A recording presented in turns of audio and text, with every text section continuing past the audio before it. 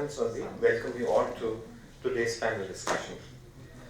Special welcome to Ambassador Man Singh, who will be presiding over the program, and to our distinguished panelists, Ambassador Tim Bromer, Professor Rajalakshmi, and Vijay Lakshmi. Sorry. Vijay, very sorry, ma'am. Sorry, ma'am. And we are expecting Ambassador Rasgotra to join us later, and he'll also share his views with us. Ambassador Shringla was due to join us, but unfortunately for us, he has been called for a meeting with the minister. And Dr. Harsh Pant is down with viral fever, so it's one of those days. All the same, I look forward to, we have a star cast here, and I look forward to an interesting panel discussion followed by a lively interaction. Now, the late Professor Emil Sondhi was a diplomat, academic, parliamentarian, a charismatic intellectual, and a public figure. He would have particularly enjoyed today's topic, US midterm elections and their impact on India-US relations. Now, there are indeed important powers where the legislature has negligible influence on foreign policy, while in others, elected representatives can temper the policy determined by the executive and the bureaucracy. US legislatures have perhaps the maximum impact in this regard. In 1988, Professor Sondhi published a pioneering collection of essays entitled Foreign Policy and Legislatures. It was released at a function here at the India International Center, and I recall the two dignitaries present on the occasion, the Minister of State for External Affairs, Salman Khurshid, and the second was L.K. Advani, President of the BJP.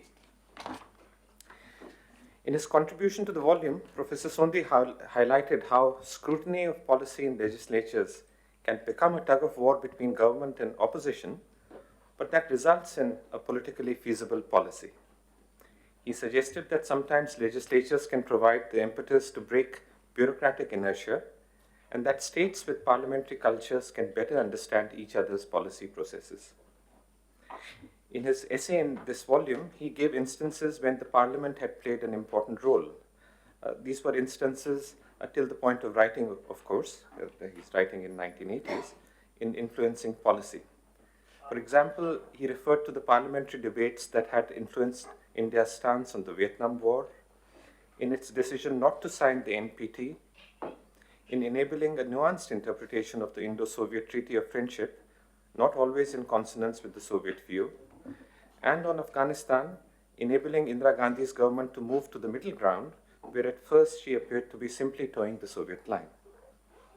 And a final example with some resonance for the present, referring to the crisis caused by the Soviet intervention in Czechoslovakia, where India's official response to any occurrence in those times with regard to the Soviet bloc would be merely formulaic. Professor Sondhi referred to an independent member's resolution adopted by the House that conveyed better the sense of India's political tradition, and I quote, "This House hails the brave people of Czechoslovakia in their bid to liberalize and democratize the political life of their country, reiterates its faith in the policy of non-involvement and non-intervention in the internal affairs of any country, and appeals to all freedom-loving countries and people to extend their support and sympathy to the movement in Czechoslovakia." End quote. He failed to mention in his book that, in fact, he was the independent member whose resolution was passed by the House. Professor Sondhi passed away in 2003. In 2002, he and Professor Ashok Kapoor had published a slim volume entitled US and India, Changing Strategic Parameters. In it, I quote a paragraph. So he's talking about what was happening under Vajpayee. So the quotation is, Vajpayee's diplomacy has two legs, military nuclear power and liberalized economics. India does not tilt to the West. India does not tilt to the West by disarming itself, nor does it rely on China card.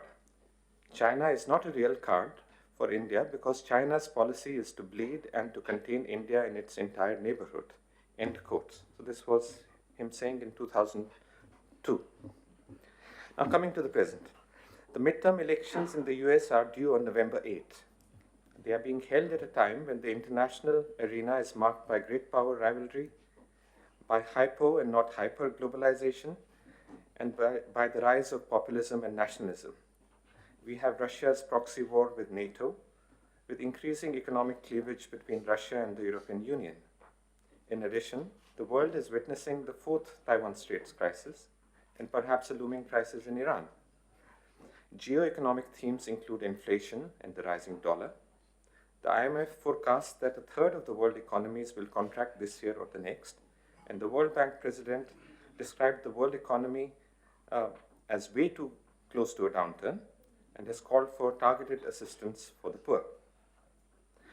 From my point of view as an equity research manager at the Abu Dhabi Investment Authority, a quick survey of investment research suggests that the consensus view till a few days ago is that Republicans will take back the Congress while Democrats will retain the Senate.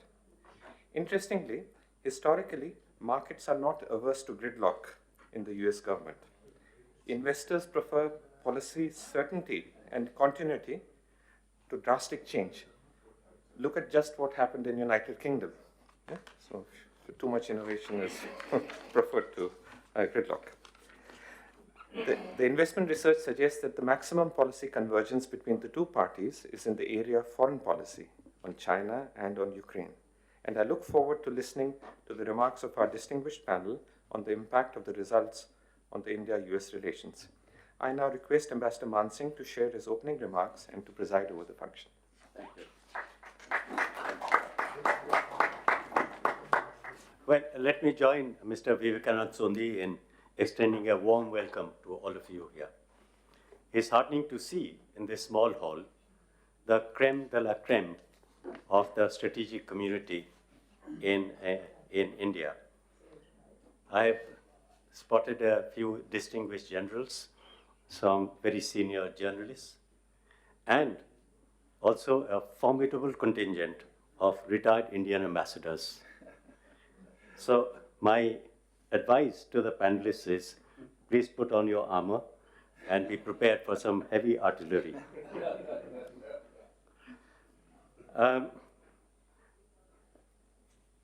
Our two institutions, the KIF, the Kalinga International Foundation, and the ML Sondhi Institute, continue to be guided by joint seminars and by the inspiring legacy of Professor ML Sondhi. And it is almost prophetic that everything that he had said about India's relations with the United States, with China, with Israel, and with the Indo-Pacific has come to be true. So we will continue to have similar discussions and engage you in discussions. A few words about today's seminar. We are basically discussing elections, and more specifically, the US midterm elections, which Vivek referred to. There are local elections and there are national elections. But in my view, there are some elections which are, I will call them, transnational. The voters are national, but the outcome may have geopolitical and geoeconomic consequences. One such election is taking place right now, as we speak, in China. It's an election with Chinese characteristics. The outcome is known in advance. What is in suspense, however, is whether Xi Jinping is going to be crowned as the president or the chairman, whether he will serve for 5 more years for the rest of his life. Now, the world has a stake in yet another election, which is going to take place in a month's time. And this is the US midterm elections, where American voters will elect legislators, local legislators, governors, members of the House of Representatives, and a segment of the Senate. If the Democrats lose their slender majority in Congress, it will have consequences on President Biden's leadership and on the outlook of the presidential elections in 2024. We couldn't have chosen a more eminent and qualified expert to speak on the subject than Ambassador Tim Romer, my very good friend, and my close associate for many, many years. He was a congressman himself for many terms, and therefore he knows American politics at the grassroots. He was chosen by President Obama to be the US ambassador in Delhi. And since then, he has remained committed to the Indo-US strategic partnership. I cherish his friendship and thank him for sparing the time to come. He has just arrived from the US, so it's quite a feat for him to be here on time and be with us. His preferred title for his remarks, as he mentioned to me, was Midterm Elections Riveted on Domestic Issues. How will this impact on Indo-US relations moving forward? Very comprehensive title, and I'm sure your remarks will be equally comprehensive. Ambassador Roma was supposed to be followed by Ambassador Rasgotra, but due to a small problem, he has been delayed, but he'll be with us. And I think we will look forward to hearing his views on Indo-US relations when he's here.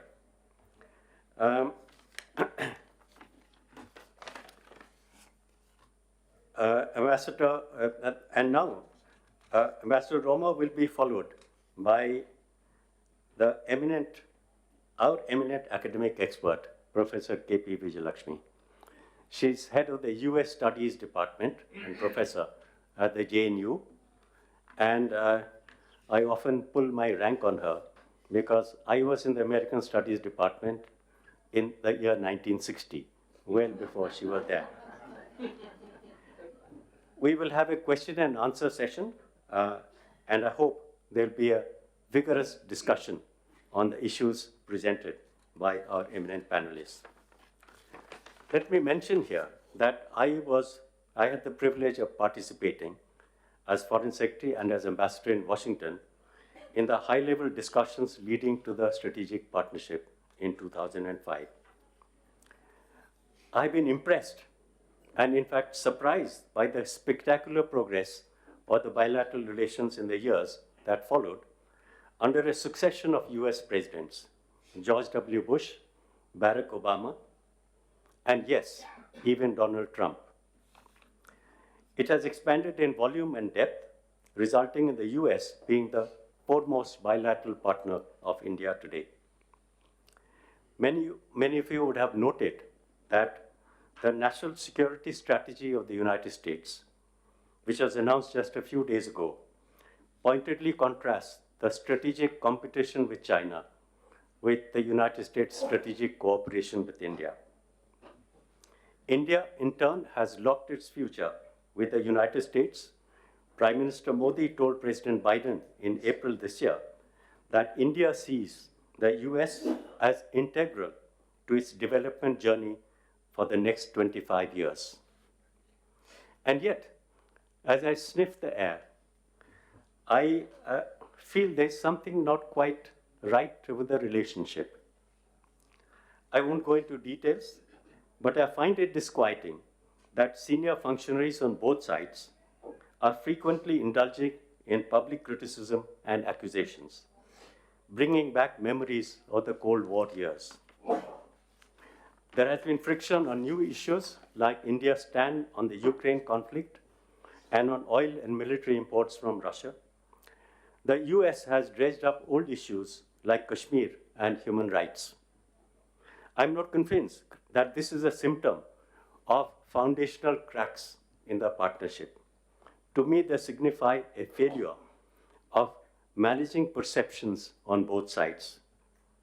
I think it could be easily remedied by the US President or the Indian Prime Minister picking up the hotline and so as to solve the problems, the differences, before they become disputes. It would also help if President Biden had a trusted ambassador in Delhi, somebody like Ambassador Roma, instead of keeping the post vacant for 2.5 years. But these are stray thoughts. Let me turn to our experts.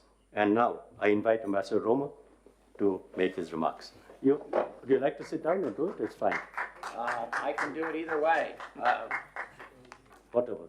I mean, Where do you want me, Ambassador? do you think better when you're standing up? I don't think well at all either place when I'm off a plane from the United States. Sit down and be comfortable. Okay, all right. That's good. We could give you some coffee. I might need something stronger with this crowd. Not possible under our liquor laws. Well, happy early Diwali to everyone. What a pleasure for me, what an honor for me to be back in New Delhi and in a place that has treated my family, my wife and 4 children, as honorary citizens in many ways. We are always excited to come back to India and spend time with friends and colleagues and generals and admirals and professors and teachers and distinguished individuals across the Indian spectrum. I will get a little bit more into that and try to butter you up because I know how tough you can be in the question period. And I want you to be kind and nice to me and not be too forceful, Lalit, with too many arrows coming at me on my talk. I want to thank several people before I start my remarks. Mrs. Sondhi, thank you so much for the honor of being back here and for your family's sponsorship of this very important memorial trust that you've established in honor of your husband. And we see how smart your husband was in talking so prophetically and transformatively about the relationship between the United States and India, but also his insight around the world. And he was a teacher and mentor. I think Vivek told me this on the way over here, to my dear friend, my good friend, Lalit Mansingh. So what an honor to the Sondhi family that we have somebody as distinguished as a former Indian ambassador to the United States and a foreign secretary in India that continues the tradition of bringing in speakers and talking about foreign policy and having debates about foreign policy. Ambassador Sybil, that you know also well, we must debate our foreign policies. China does not have much debate about their foreign policy. Many other countries in the world, Russia, does not have a lot of debate about their foreign policies. In the United States, we have a vibrant debate, maybe too much debate at times for our citizens. And we will talk a little bit about that. So Vivek, the Sondhi family, thank you so much for the honor to be here, the joy to be back in India, and to be at such a respected place. Lalit, thank you again for your friendship and your leadership and your devotion to public service. I am fortunate to have you as a friend and somebody I talk to on a regular basis to understand more about what's going on in the relationship between our two great powers and how we can manage some of the differences and continue to move forward in a very pragmatic and hopeful and optimistic manner. I also want to recognize one of my colleagues at APCO Worldwide, Rahul Sharma. Rahul, good to have you here. Thank you for your participation here and your presence here as well.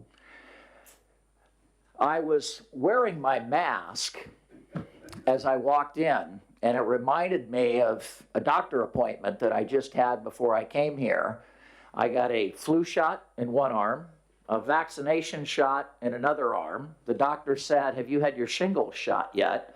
I said, "Give that to me too while I'm here." I felt like a porcupine with needles all over me in our new environment to get ready to travel and go around the world. I feel healthy. I feel very, very happy about my health.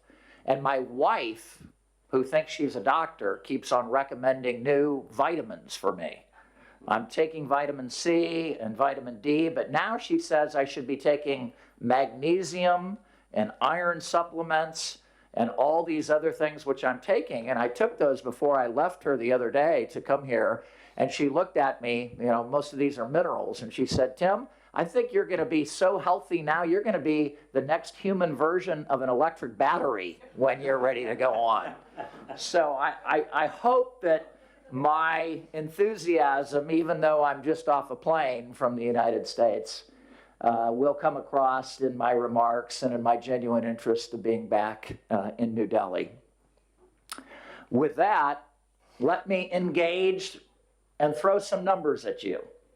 Not to impress you about my knowledge of the midterms. Lilith told you I've served in Congress, ran 6 times for our national legislature, never lost, beat a Republican each time and took the seat from a Republican. I know a little bit about our politics. I was one of the earliest supporters to Barack Obama when most people saw him as an underdog who had no chance against Hillary Clinton. And I got on the bandwagon very early with Joe Biden, thinking that he was probably one of the few people who could win. Now, with that preface trying to build me up a little bit, you're going to see how confusing and complicated and divided our election system is as I throw some numbers at you. First of all, 435. That's the number we have in the House of Representatives. Currently, 222 roughly are Democrats, 213 roughly are Republican. There are 3 vacancies right now, 2 Democrats, 1 Republican. To give you an idea of how close this 222, actually it's less than that, about 220 to about 213, how close that is in our politics, only 2 times in the past century has it been this 5-vote margin, 1930 and 1942. That demands that Congress have discipline when they pass things, but it also shows that with a swing of 5 seats out of 435, the Democrats can lose that entire House to the opposition party. The Senate, 50-50. Extremely close. It doesn't get any closer than that. Only the second time since 1914 has the Senate been that evenly divided. In a national poll, if you went to America and said to our population, how do you identify, Democrat, Republican, Independent? 30% would identify as Republicans, 30% would identify as Democrats, 40% would identify as independent. But the independents swing almost identically. They're really about 45% Democrat, 45% Republicans in the independents. They vote steadily that way. So we have about 10% that are truly independent. That's where all this money goes in our election system, to try to swing that 10%, communicate with them through digital media, streaming media, linear media, brand new media. How do you get your message through to those people that can tip the balance of the political system in America from one party to the other? Whereas currently the Democrats have the White House, the Senate, and the House of Representatives. The midterms, as I said, the Republicans need 5. The party holding the White House has lost seats in 36 of the last 39 elections. That might be your key figure coming away from your predictions as to what's going to happen. That is since the beginning of our Civil War. So 92% of the time, the voters have said to the White House, whoever's in there, we don't like what you're doing. No matter what you're doing, we want somebody else to come in. So the midterms are generally, 92% of the time, referendums on the governing party. In this case, on Joe Biden and the Democrats in the White House. So that makes the opposition party and their communication system pretty easy, right? All we got to do is say something negative about the current party, and they are. We're hearing a lot of that back in the United States. So it's a race to 218. There are 193 solid Democratic seats. There are 211 solid Republican seats. So 31 are up in the toss-up column. So here's another set of statistics for you. The Democrats need to win 25 of those 31 to maintain control. That's 81% of those races. The Republicans need to win 7 of those 31 toss-up seats. So they have to win significantly less, about 20% of those races. Where's your money on those kinds of odds? The Senate, again, 50-50. Let me talk about 10 races being up for grabs. As you know, in our Senate, all 100 do not run for re-election every 2 years. It's about 33 seats that are up for re-election. And we have 10 Senate seats that are in play. Again, most of those are either safe Democratic or safe Republican. There are about 10. So a lot of the focus on politics, the media, the advertising, the dollars are going into states like Georgia, where Warnock currently has, the Democrat has about a 3% lead over Mr. Walker. In Arizona, Kelly has about a 4% lead over Blake Masters. Keep an eye on Colorado and Washington. If it's a wave election for the Republicans and it's a red wave, we could see other seats come into play. There's always in American politics a couple things that nobody predicts that come out of nowhere. And so keep an eye on a couple of those seats. The R's that are competitive, the Republicans, Pennsylvania, they have a Republican that's retiring, Pat Toomey, who I served with in the House. John Fetterman is up by about 2 or 3%, according to the latest polls. That used to be about 6 or 7%. So that race is swinging with momentum toward the Republican, but the Democrat still is leading. In Ohio, J.D. Vance is taking on the mantle to run and keep the seat, and Rob Portman, the Republicans hold. That is Vance is up, the Republican, about 2 to 3%. North Carolina, another close race. The Democrat could have a shot at that, an upset. And in Wisconsin, Johnson now is up about 6 to 7 points over Mandela Barnes. That seat could be over. That's looking like dollars are starting to come out of that for advertising and going into the other Senate races. What are the biggest issues impacting how these 31 House seats and 10 Senate seats are going to be determined? If you're a Republican, you're talking about Joe Biden and inflation and the economy and gas and food prices and saying it's all his fault. That's the simple message from the Republicans. If you want to make it more extensive as a Republican, they're talking about crime and that Democrats are soft on crime. And they're talking about a porous southern border. So inflation, crime, border for the Republicans against the Democrats. What are the Democrats saying? I think our message is not as strong as it should be. We are defensive. We're talking about the Supreme Court decision on abortion and reserving the right of women to make that choice and not have the government do it for them.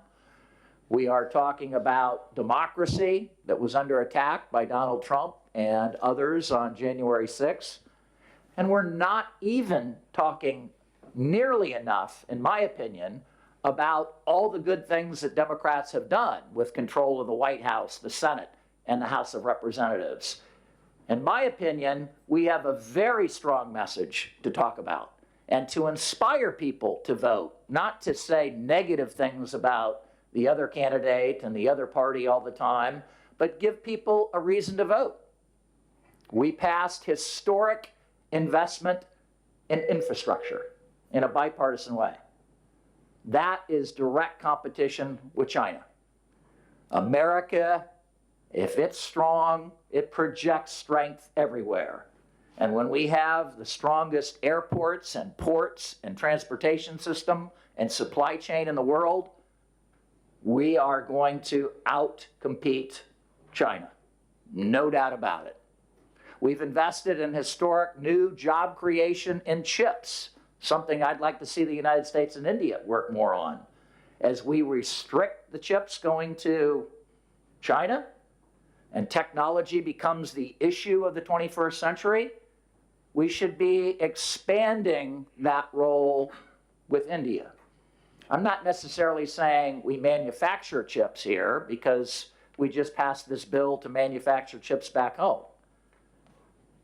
But we can do a lot of technology. We can do diversified supply chains. We can look at supply chains coming out of China and going back home to America, but also some might go to India. Some might go to Vietnam. We learned the lesson the hard way in COVID and with the war in Ukraine, that supply chains must be diversified. They cannot come primarily out of China. And I have never seen our business community more soured on China these days, saying we're not creating more opportunities in China. We're going to stay there. We're going to try to do business there. But new supply chains are going to go to new places and new countries, as well as back home to America. So there's a great opportunity there that I'll talk a little bit more about after the midterms here. The Democrats have passed that bill, creating tens of thousands of jobs, new technology, new investment across America, and again, competition with the rest of the world to compete through strength, through American workers that are educated and prepared to make the technology of the future. We've passed historic gun legislation to try to make our children safer in their schools. First time we've done that in 25 years. China, jobs, gun safety. Why wouldn't Democrats be talking more about things that will get voters to the polls and things we've accomplished that people understand and resonate with and want to go vote? They're saying, I want to go to the polls. Democrats, they sound good with that kind of agenda. China, jobs, competition, these are all good things. That is an agenda that I think competes with Republicans saying inflation, crime, the border. We have to have a strong counter. President Biden's job approval is up from about 36 or 37%, but only to about 41 or 42%, maybe 43% in some of the polls. And one of the key voting statistics, right track, wrong track. We asked that question in America. 62% of voters in America think the American system is going in the wrong direction. And I would also say the majority of Americans think that we are in a recession already, even though we're not technically in one. They believe, seeing the numbers, the gas prices that are high, the food prices that are high, most of my fellow citizens back home think that we are in tough economic times, and therefore Biden is getting criticized on this issue. Tip O'Neill, who was a Speaker of the House, a great guy, an Irishman from Boston, Massachusetts, used to say all the time, all politics is local. It's all about the roads, the school, your neighbor. Today, folks, all politics is national. It's all about these national themes. And those voters that say to you and look you in the eye and say, I vote for the man or the woman, not the party, I don't think so. Most people are going right back to the party and voting on these 3 or 4 themes that I was just talking to you about. So my prediction, and please don't hold me to this, and you will have your own predictions that are equally as plausible probably as mine, given what can happen here. My prediction will be that the Republicans will probably take the House of Representatives by anywhere from 5 to 23 seats. The Democrats will probably keep the Senate, maybe by a 50-50 vote. And we won't have control. The Democrats will not have full control. So what does that mean for policymakers, U.S. foreign policy, particularly what Ambassador Mansingh has asked me to talk about, U.S.-India relations? How will that impact this historic partnership that many of us have worked on so hard through our lives to keep these 2 great democracies working together, cooperating together with common values, common interests in prosperity and peace and goodness and success for our citizens?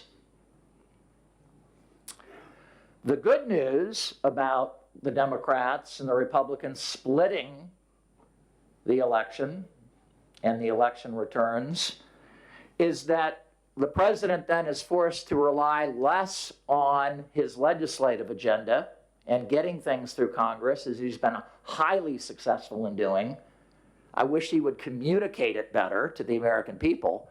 I said to the White House at one point, you have succeeded masterfully, like LBJ and FDR, and you have miserably communicated your success to the American people. So he'll concentrate more on foreign policy because he can't do as much domestic policy. I think also that's good news for the United States-India relationship.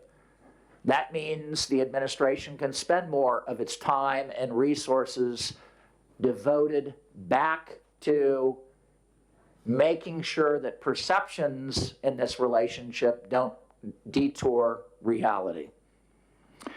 I will also predict that we'll have an ambassador.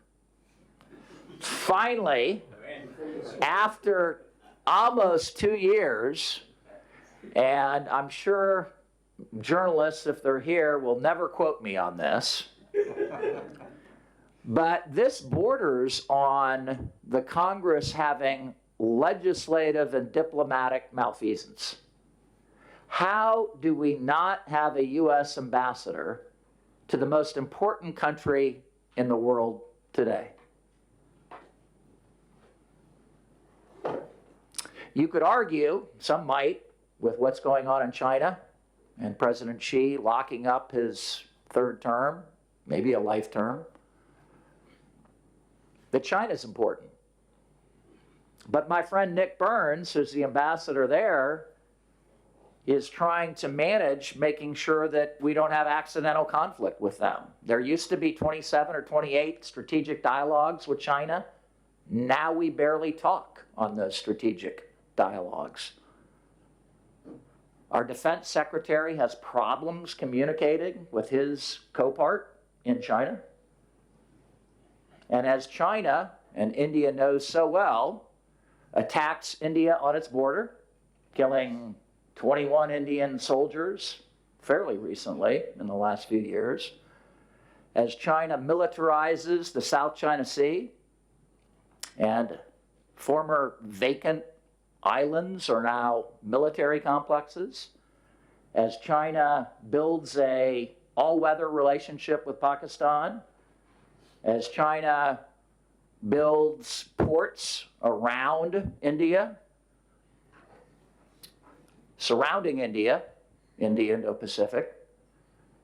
And as China changes dramatically the relationship, the historic relationship with Hong Kong, one thing after another here, China is actually pushing the United States and India closer and closer and closer together in their strategic interests by their wolf warrior diplomacy and their aggressive, coercive military action around the world.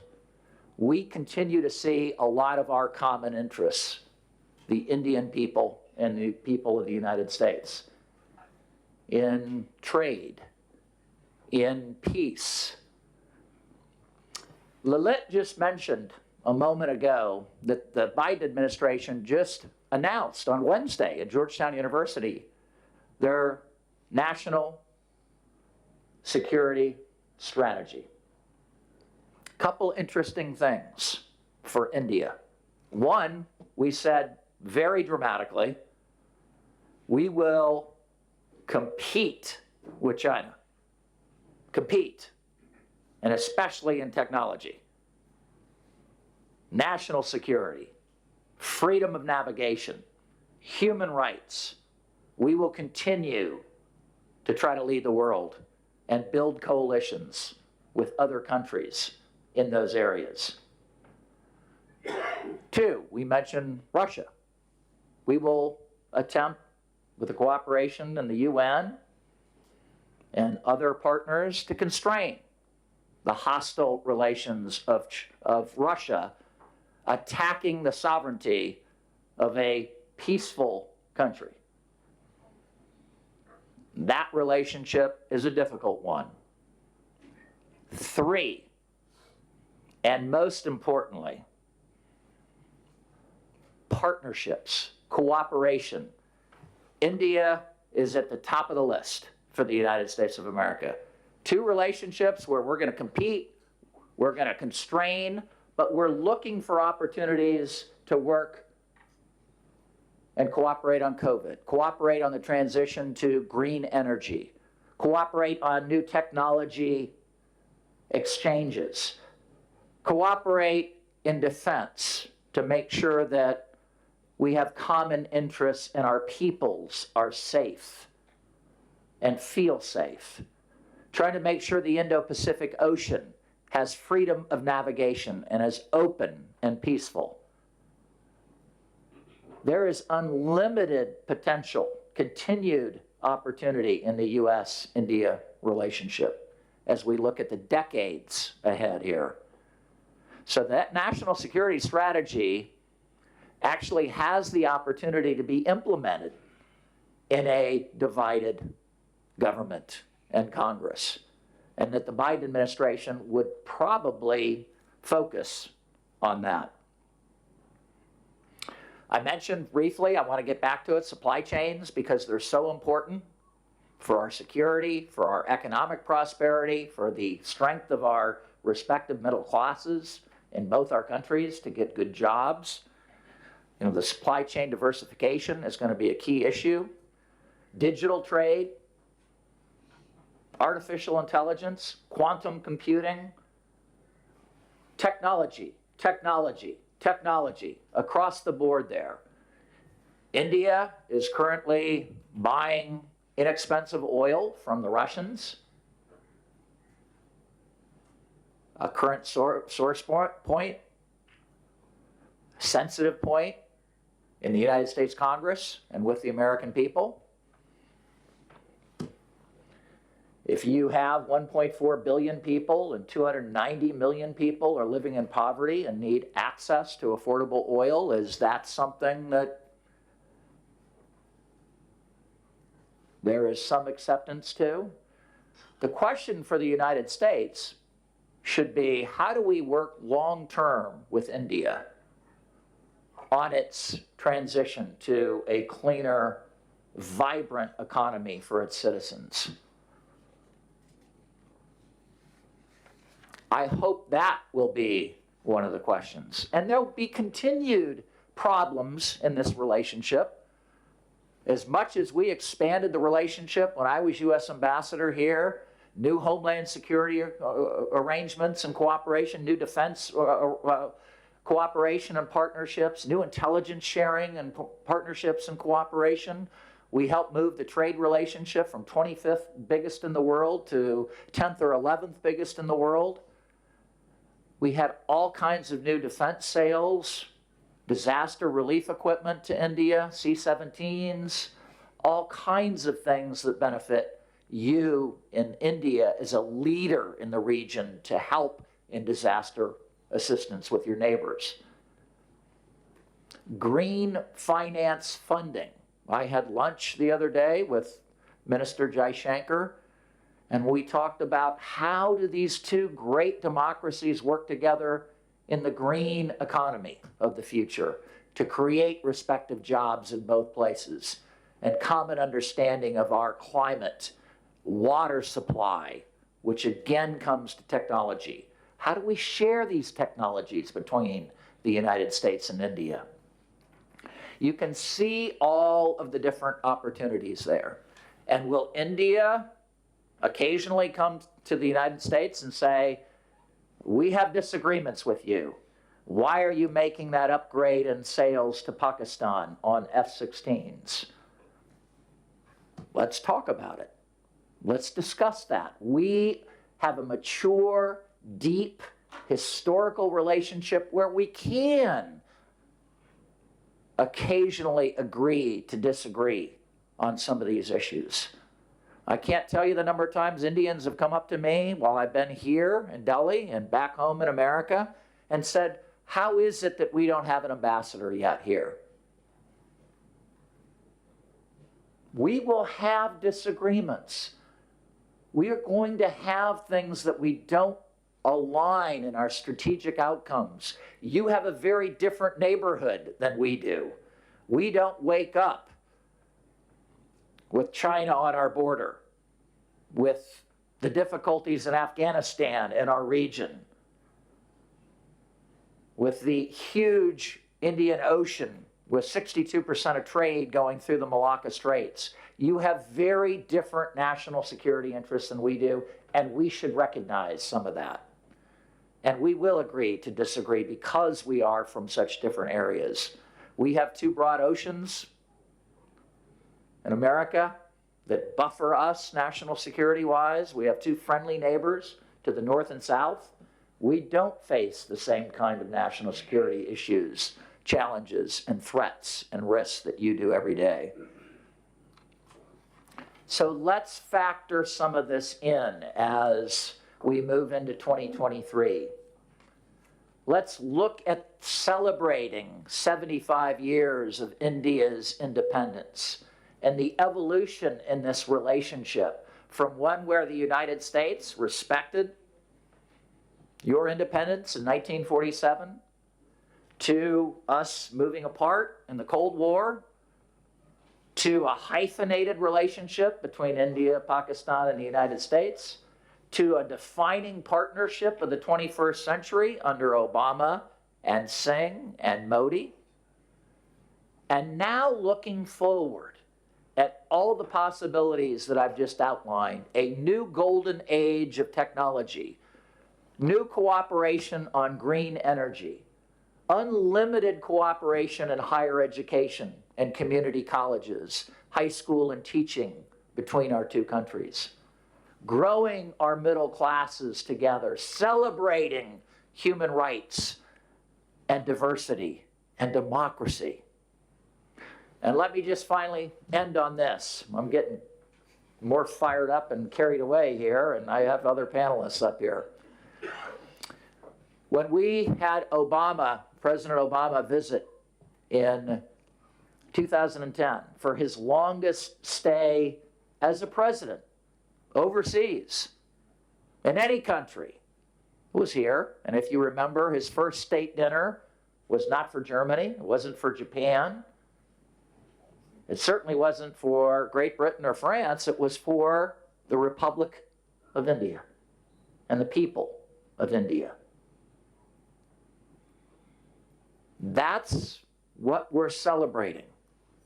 75 years of that kind of partnership And that kind of mutual respect and the recognition of India as a growing global power that might be the key pivotal piece on so many of these issues moving forward.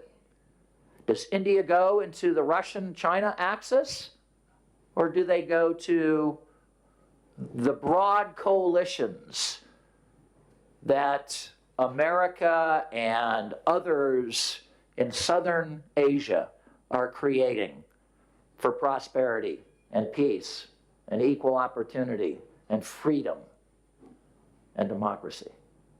It's an exciting time. It's a great partnership that the United States and India have. It will only get better if we can manage some of the differences in this relationship and continue to celebrate the 75 years and the progress that India shows on their trajectory to be a more and more influential global power in the world today. Thank you very much.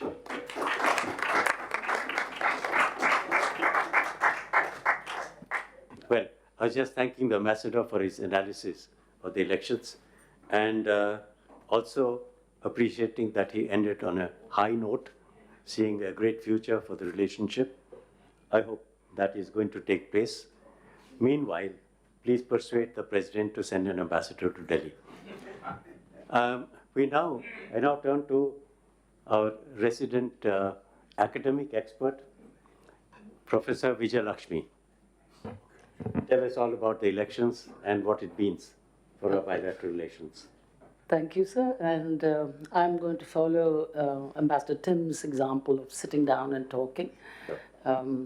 I have been told that professors need to listen to their audience just after introduction itself, because the introductions are 2 hours.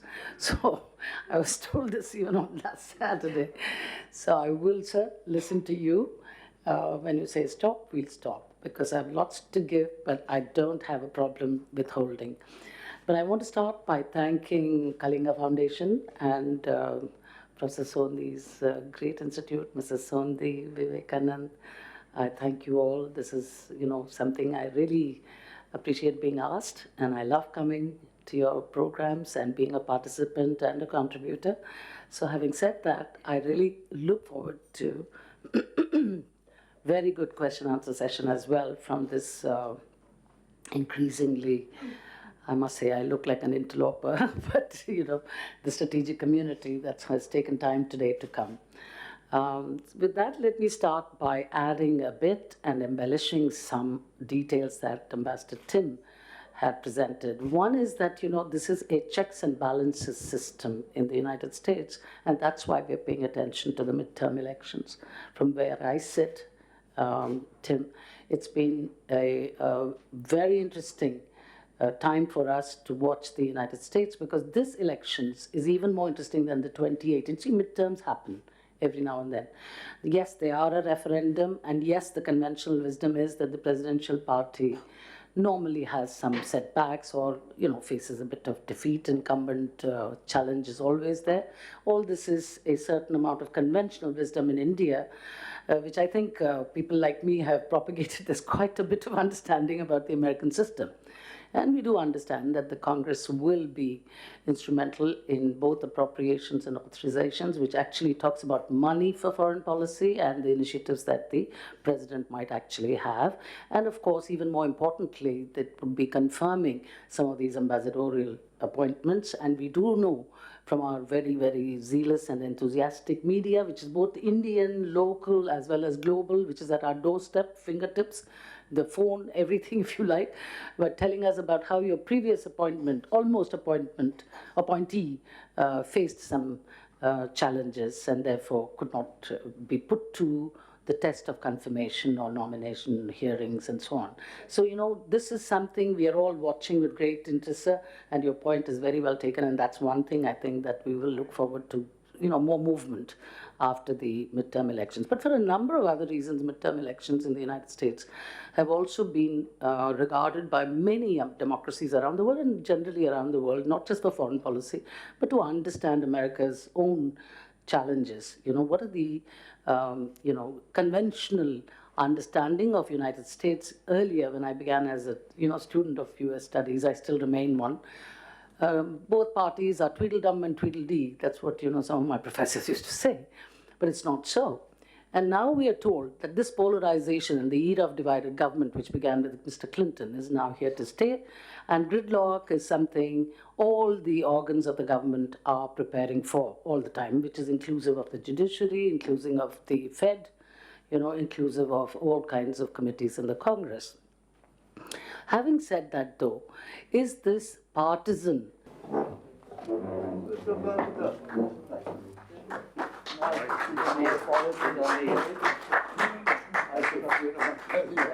Thank you for coming.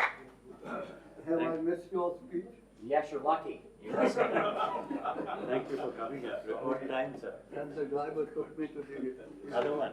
Okay, I'm so sorry. Vijay Lakshmi was just starting her How are you? remarks. So honored. Please, sir. आपके spot मैंने ले लिया, अभी बात करें. Warm welcome to Ambassador Australia. We look forward to hearing from him after Vijay Lakshmi's presentation. Maybe Vijay Lakshmi, you could continue. Okay, sir, thank you. Sir, I must say, this is a great honor, and now, I'm really doubly, triply, what are the other more superlative words that I can use, sir? Thank you so much for coming this morning. As I was saying, this understanding of deep partisan divides and how do they affect policy making in the United States, both on local issues, on issues of bilateral importance with various countries, as well as regional initiatives that America undertakes, and its meeting its global responsibilities, and the main question of exercising its leadership in the world. So all of this is being informed through understanding of America's elections now and again. And I must say, the Americans oblige us by having elections every 2 years about something or the other, and they have other elections every now and then about something or the other. I've just come back, so Ambassador Tim, I can tell you, I was staying in Boston, Harvard, MIT, BU, UMass, Norfolk, so many academic communities, and there are many elections. So, so this is something in India we understand, we appreciate, because we also have lots of elections. We are eternally involved in understanding, for example, whether language should at all be, imposed, or is it the word that we want to use? Isn't it more a unificatory response? What should we do? So, we are used to debating every aspect of our public life and issues that affect all of us. So we understand America's navel gazing, if you like, but that absorption into electing somebody that they really want. So elections are emotional, we understand that. Defies logic? Sometimes. But yet there are some conventional logic, and I want to take a moment to just tell you the 4 issues that he flagged. One is about abortion versus inflation. Now, abortion, I particularly want to come on because the voting patterns suggest that there are a number of voting blocks, or, the block is the wrong word, but there are cohorts. You can have women voters. There is enough surveys to suggest what are the Hispanic voters like, what are the Asian Americans like, but women voters are 52%. And so, we did discuss this about, how many women voted for Mr. Trump. Yes, it is true that a large number of women did vote. But again, even in that, there are college-going, educated, white voters, black voters, Latina voters. So there's this huge complex picture, which in India we are now beginning to see as having some import in terms of understanding, will the women, because they are larger than the men in terms of the numbers of voting, registration, will they deliver for Mr. Biden? That's the question. So I'm going to pose a series of questions. So abortion is a very important issue for these women, especially from 18 to 50, but also to the veterans. And there is now many cases where some of the Republican challengers or even candidates are walking back their harsher tone on abortion by saying that, these women matter in my constituency. So I can't say that even if she's dying, she should not have it. Supposing, you have a uterus, there's a problem, okay? There's going to be as simple as that. So there is going to be a strong tide, which seems to have come down, Ambassador Bromna, from summer when Dobbs' decision came, to inflation coming back to bite, especially with $4 a gallon, which is what my daughter paid, and she was shouting about it. I said, oh, you don't know, we don't say this. Anyway, interestingly, inflation made a comeback. To most people, inflation seemed more logical, especially for the blue-collared America. Blue-collared America. So I'm slipping into the second issue of inflation. Blue-collared America and white-collared America, if you put your framework like that, you will see that democracy, voting rights, access to voting rights, election certification, immigration and border, how these two groups will vote. That becomes very important, especially in battleground states like Nevada. Sometimes Latinos who were very much supportive of the Democrats. Even now, they're 52% from my last reading, and polls are coming every day.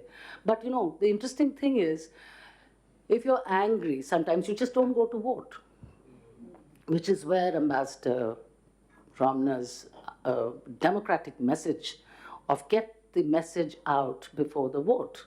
Get the vote out through messaging. I mean, if you don't do it, those who are angry about the botching of the border things that Biden administration undertook has just lost it.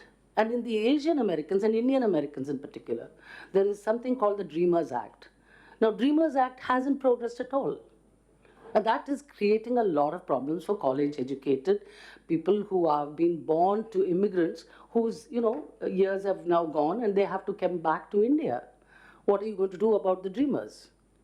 So that question can alienate. So the issue of alienation between classes, between race and ethnicity and gender, all of these will be, I know it sounds very academic, but I can be dramatic also and tell you some of the reasons why these are important. Because these are, apart from all of this, all these factors would still retain a partisan identification or a party identification. In other words, if 30 years you've been remaining a Republican, it's only the independents in the swing votes, as you said, 10%, 41% have declared themselves as independents.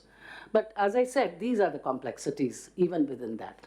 So the educated are worried about, A, voting rights access, and the black voters, I'm sorry, I forgot to mention them. The interesting thing is Latino voters are now 17% and blacks remain at 13%. But yet, the most powerful voices from the black community are arguing that, look, unless we frontally and take this advantage to its logical conclusion by enacting police reforms, now broadly under progressives, all these are local issues, but they will have an impact later on because it depends on who gets to the Congress. So election certification means all the officials who are on the ballot, about 300, governors, state, officials who have to, state is the one which conducts elections in the US. That's the first thing we learn. So this is important on very many ways for the Americans and for us also, because we will then get to know if the large idea is that a president will be hampered by a divided government or a divided legislature. But can he then move back on the conduct of his foreign policy? No. He's going to be moving forward on certain things. He'll make a gaffe on some of the things. One day F-16, next day the most dangerous nation. So, these things will happen. But apart from that, I think this election will show us that these 30-30-40, will remain more or less intact. And therefore, this 40 will be guided by all of this. Am I bothered about putting food on my table, taking my, car or by getting a car? Am I going to be able to afford a house? All these, if that matters, then you may put democracy and certification of voting or, voting rights, all of that, police reform, a little later. First, let me get food. I'm too hungry and I'm not bothered with this, and I want proper medical care, I want this, I want that. I mean, what is this, all this? This we'll see later. So this is important. Then the other issue which comes up frequently is about immigration. Now, again, here, I have to say that I've done, so we have done some very interesting research on how political participation by Latin Hispanics and Asian Americans. It's a huge PhD thesis which we have just completed. And the Latinos are putting immigration on top of the issue. Not only because of the border issue, so it has foreign policy implications, but it is also because they feel that this immigration has not been paid sufficient push by the Biden administration. And therefore, as I mentioned to you, in Nevada in particular, if they sit it out, it's such a tight race, you know. So the last 2 weeks, I must say, ladies and gentlemen, it's just been no point even looking at polls. You take a break and look after 4 days, because every day everything is changing. What was a tight race then becomes leaning one side, then it becomes a toss-up again, in their words, and then, you know, again it becomes leaning towards the other side or pro something. So these are the words. But I would advise that in our understanding today, we must go beyond the media. We have to look. For example, one of the things that I do understand is that every state is quite unique. So a wave in one state must not necessarily taken as, you know, a wave in all the states. It is not, it's nationally interesting, but I do see states still playing a very important local emphasis on state issues. So that is something which is, I think, you know, academics do read this and it takes long, but it's important. Then finally, then about the issues of, let me just see what I have. Inflation, abortion, crime, immigration, election, democracy. Have I missed anything? I think maybe it's covered, right? So I've given you something, a little expansion perhaps of what Ambassador Romna really gave us in terms of explaining the various issues that are hitting so hard. But what then does it do for foreign policy? Now, I think the issue is of two varieties. One is that you have to work with the Congress, as I mentioned, that there is a very structural, you know, constitutional requirement where the presidency and the Congress have to conduct the foreign policy together. So there's no way out of that. But given what we know in the last 2 years, we have seen a very hawkish Congress on China. We've seen a very hawkish Congress on Ukraine. And, you know, Ambassador Sybil would remember that, you know, to the extent that Middle East, unfortunately, sir, the Middle East has been very badly mangled in the national security strategy. I'm sure that all of you can discuss it more better than me, but I find that the Middle East, which is in many ways very, very important, has been chaotic at best. And there's many things, you know, it's inconsistent. You're saying one side you're giving empowerment and the other side you're criticizing. So these are important markers for the rest of the world. So Biden administration, having put this out, now needs to have a Congress which, as I said, indicates that it will be strong on China, so there's no problem there. It is going to be also good on Ukraine. There will be continuation of the efforts, no problem there. But will there be a new shift in the emphasis and priorities of the United States in the oil politics of the Middle East? I think that's a very big question, sir. And, you know, there was a correction made to me. There was not just Saudi Arabia, but Saudi Arabia may be the cherry on the top, which can become one of those areas where they will try to do something, but one does not know. But the reality is Middle East politics. All of this matters for India. Now, the national security strategy has very clearly said it is indispensable, etc. But the question to be asked is the presidential attention unwaveringly focused on India? India first, you know, is what Mr. Bush did when he and Condoleezza Rice first came, etc. We want to be clear that the presidential attention is focused like a laser on Indo-US relations and taking it further. And I'll say why. Because not only is the Congress involved in all of these general foreign policy, but very specifically on trade. Now, we do a very good analysis of the Defense Trade Initiative, which all of you know better than me. But Defense Trade Initiative is not the full story, and we haven't had a trade pact for God knows when. So we haven't even been able to progress towards an FTA. We haven't been, I keep hearing about low-hanging fruit and this thing and that thing, but then, you know, immediately there's a but, and then we say we have sensitivities versus ambitions. One framework to understand the trade problems between us. Sensitivities versus ambitions. We have sensitivities, they have ambitions. That includes things like market access from their side, agricultural produce, which we do not agree. Dairy, for example, I know is a problem for us. Then there is also very many important data localization laws, etc., etc., etc. There are many, many areas in trade. And a true strategic partnership actually can be able to, should be able to actually deal with this. But somehow, the fact that it hasn't yet been, and I'm told, sir, on November 8th, when they are having their elections, we are going to be meeting, the trade forum, US-India Trade Forum is meeting. And they've already come here, and it's not called intersessional. I don't know what that means, but the media gives lots of interesting words. Are they interceding for, or are they preparing? It's a preparatory work. I think you people know better than me.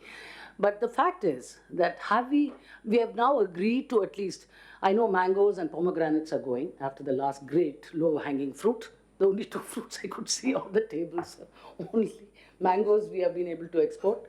I didn't get any in the shelves over there. Pomegranate also I did not see, but it's allowed. So I'm grateful about that. But we do need to work on this because November 8th is not only important in terms of the decisions by the Americans on who should become their congressional representatives and senators, etc., but the trade actually is going to take place. And this trade negotiations is a barometer of the robustness and the drive towards any kind of strategic partnership. For it to be fleshed out and complete, we must have trade also. We can't just do foreign policy, geopolitics, externalities, sensitivities, etc. All that is very important, but I think trade sort of, undergirds, and it sort of shows you how important both of you think about certain very, very, crucial economic issues. And I think that matters. And that's where I think I am getting the sense that I need to wind up. So I can interpret looks, sensitivities. I have become very used to this from diplomats. So, when people look, I say, okay, am I running too fast now or too slow? Or I've done it, it's done. So, but there is more for me. I can give you more, but at the moment, the two areas I think the Congress will work on where we can have some positive thinking from Indo-US side, sir, which is on US and Asia, with the caveat on Middle East. I suggest that we think hard about, and Ambassador Romna, you must take this message back, that we think Middle East is also very important in our relationship because we have I2U2. You know that? Thing, that moniker that's come about. So we want much more than just, important as it may be to have declaratory sentiments. We want an ambassador, we want somebody who can take part, and we want this trade deal. So we want somebody to give us the trade deal with both sides being satisfied with the ambitions and the sensitivities, and then, be able to conclude, even if it is a small deal. So, sir, with that, I would say that there is a good hope that what work has been done structurally has, really been very wonderful, because I've seen the transformation in the last 10, 20 years. It's too much for me to even begin to tell you, but so much transformation in this, yet I see clouds. I do see clouds. If this relationship is taken for granted, I think there will be bumps ahead of the curve. So we need to be careful, and I think 50-50 is about right. But you get Kamala Harris. And as I said, women power is going to win. So the Democrats will have the Senate if that's the case. But Republicans do seem like being poised, but I would not call any of it out today. I really won't. But it does seem to me that they can get about 5 to 8 seats, sir. That's it. So thank you very much, and thanks for the opportunity, Ambassador Mansingh, and Sondhi Institute, and all of you for listening. Thank you. Thank you. Thank you, Vijayakni, for that presentation. I'm glad that you gave us a sort of some of the feel of the granular situation in the politics of the United States. Mm-hmm. And I'm glad that you referred to the foreign policy issues and the need to take them forward. I entirely agree with you. We don't see any noises about the FTA, on which so many hopes were raised. And you're also right in saying that if this has to go forward, it requires presidential attention. That is the American system, and that's how the strategic partnership has actually been achieved. Both the presentations were outstanding, and I'm glad that you have given us this field. My only disappointment was, I was hoping that at the end of it, somebody would tell me, well, taking things into consideration, this is what is going to happen. But what I got was something like the Indian situation saying, On the other hand, this, on the other hand, that.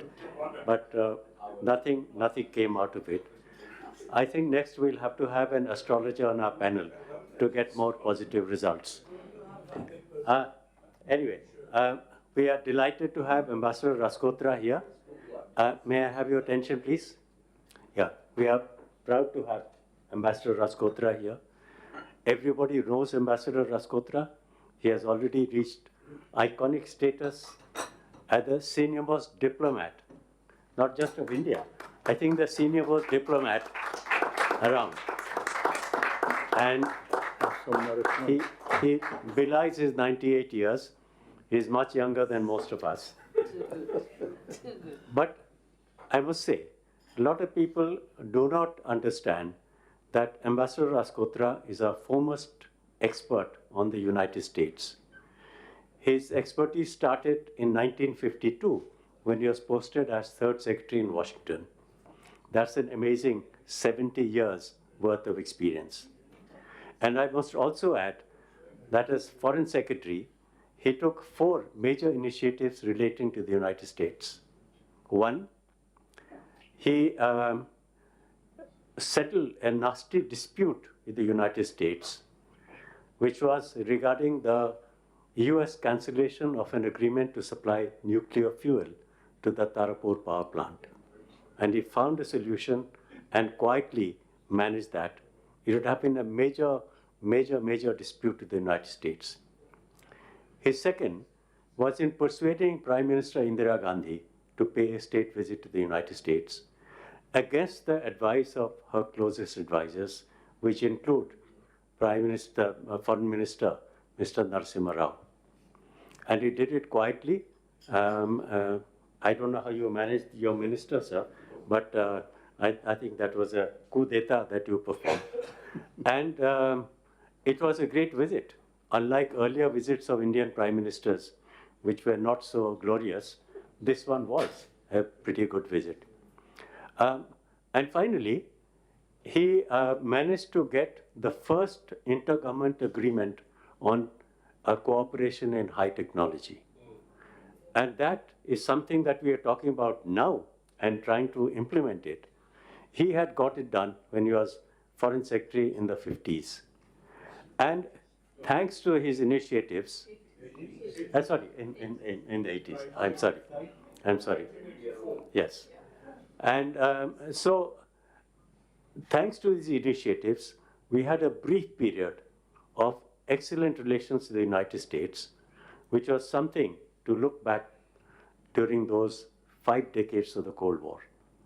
So we are pleased to have him here, and he has very kindly agreed to give his perspective on Indo-US relations. So I won't make you wait. Sir, the floor is yours. Do I really need to say anything now? Please, sir.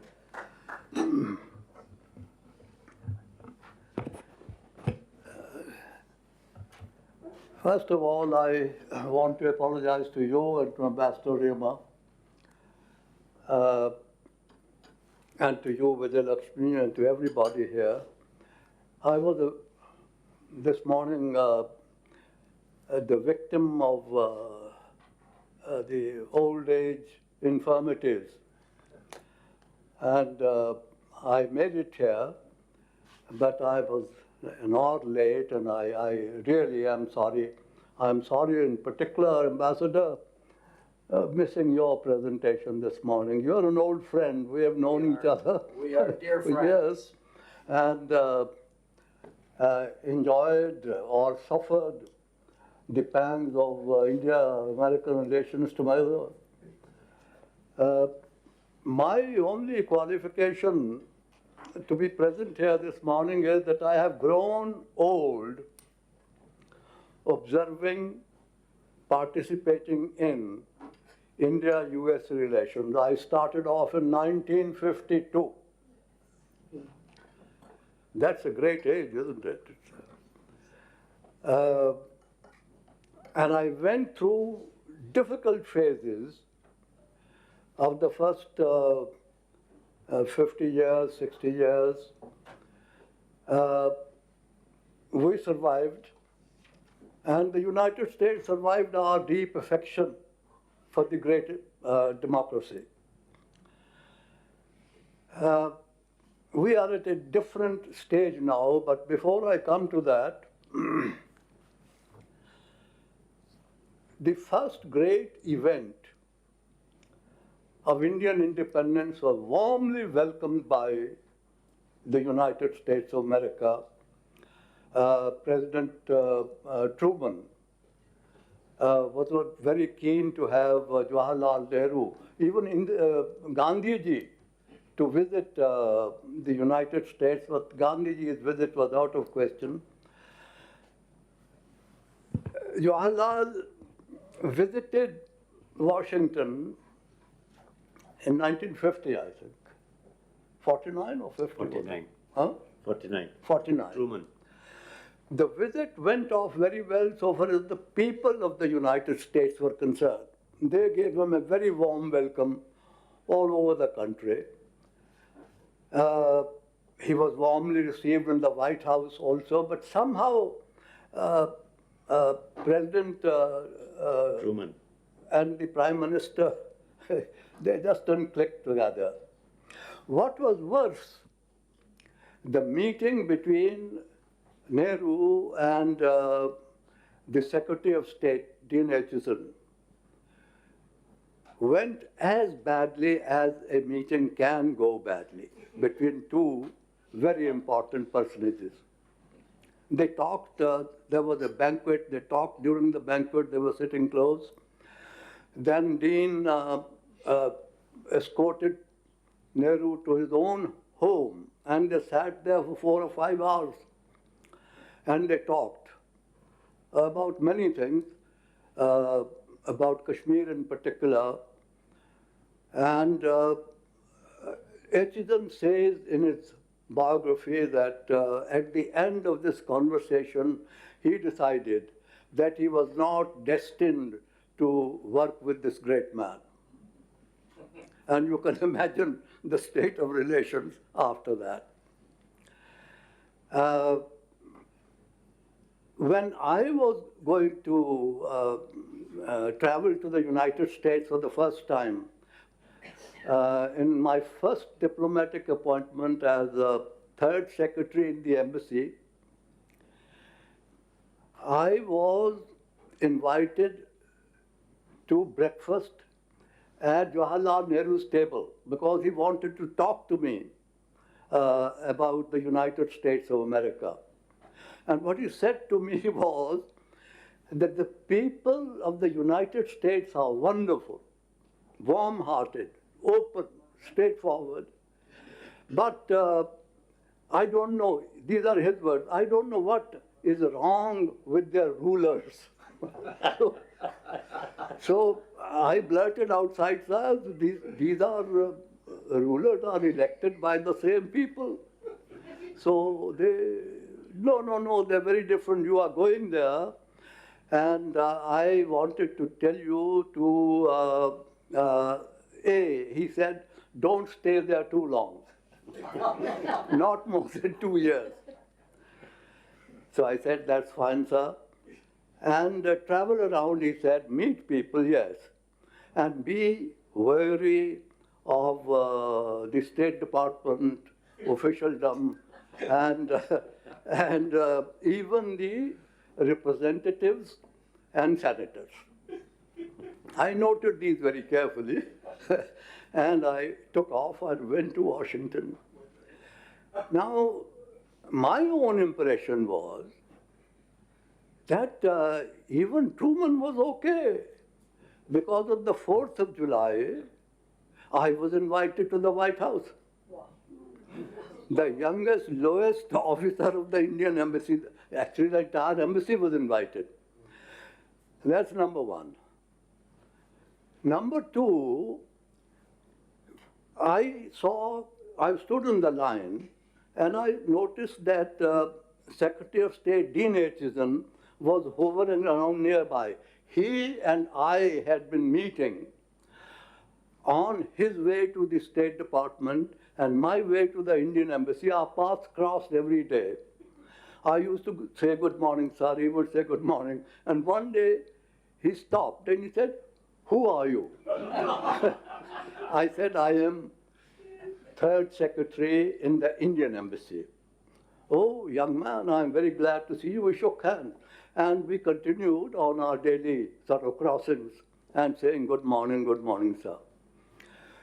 So when my turn came in the White House, that queue, to reach the president, Dean Acheson came forward, held my hand, took me to the president, and he said to him, "Sir, this young man is secretary in the Indian embassy. He's a good friend of mine." And I must say that the president was duly impressed by my very high status in the embassy. So this was my experience of the people. I made many friends. The cantankerous people in the United States I met were usually the media people. They had funny ideas about India, and they wrote about India without having visited India, without having talked to people, etc.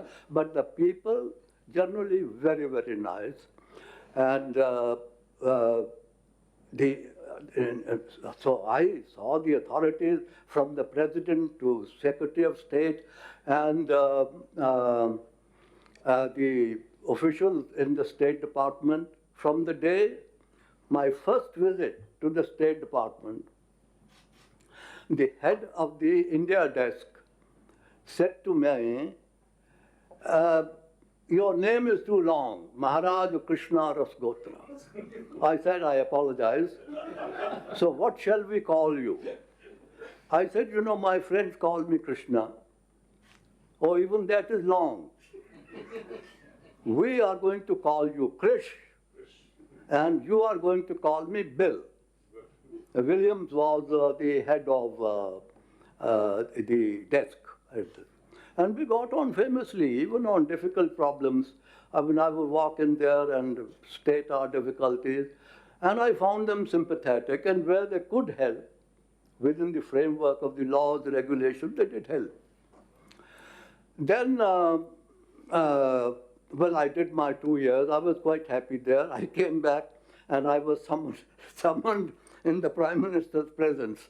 "So how was it?" he said. I said, "This was wonderful. I was received by the president. The Dean Acheson, to a vast audience in the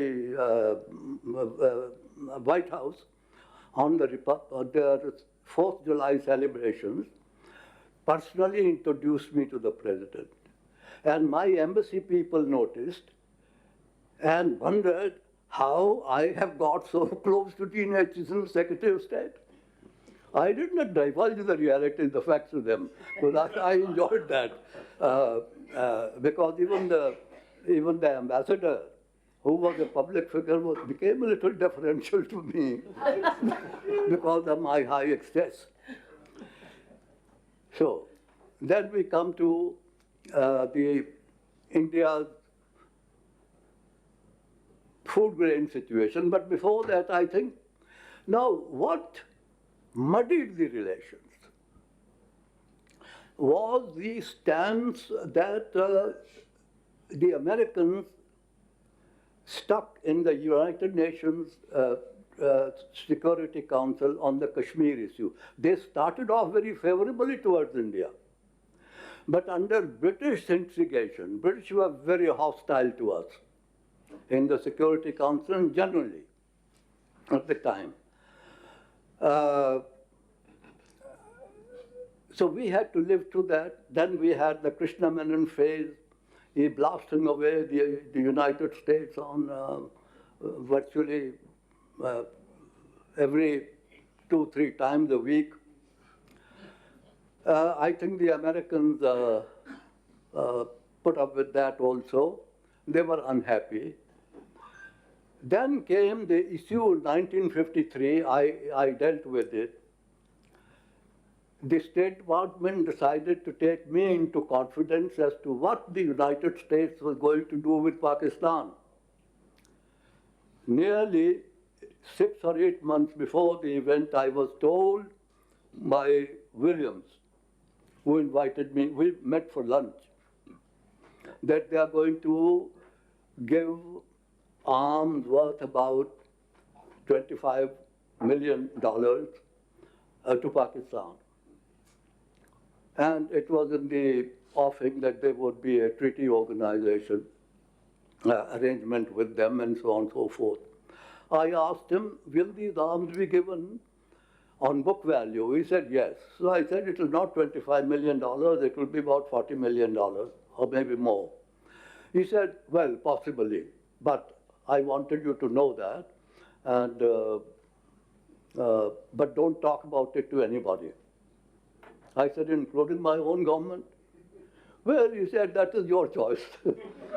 So I sent a report on that, and a big campaign was raised here by Pandit Nehru himself, Panditji himself. He went round the country condemning this act, unfriendly act of the United States of America. Recently, I heard complaints from some of our luminaries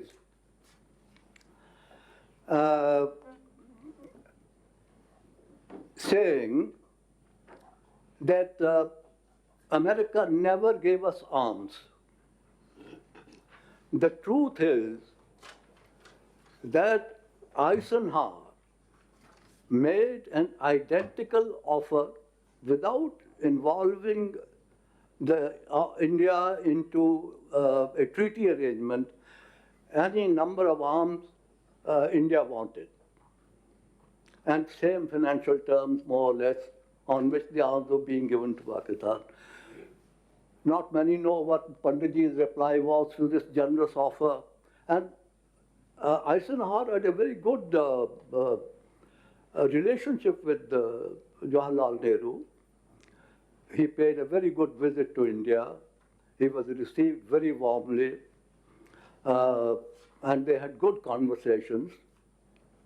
Panditji said to him in writing, he wrote a letter to him. The offer was by a letter. The rejection was by Nehru's letter, in which he said, we have opposed your giving arms to Pakistan. Now, if we accept arms from you, would we not be hypocrites? And the matter ended there. I mean, a little hypocrisy in these matters is all right.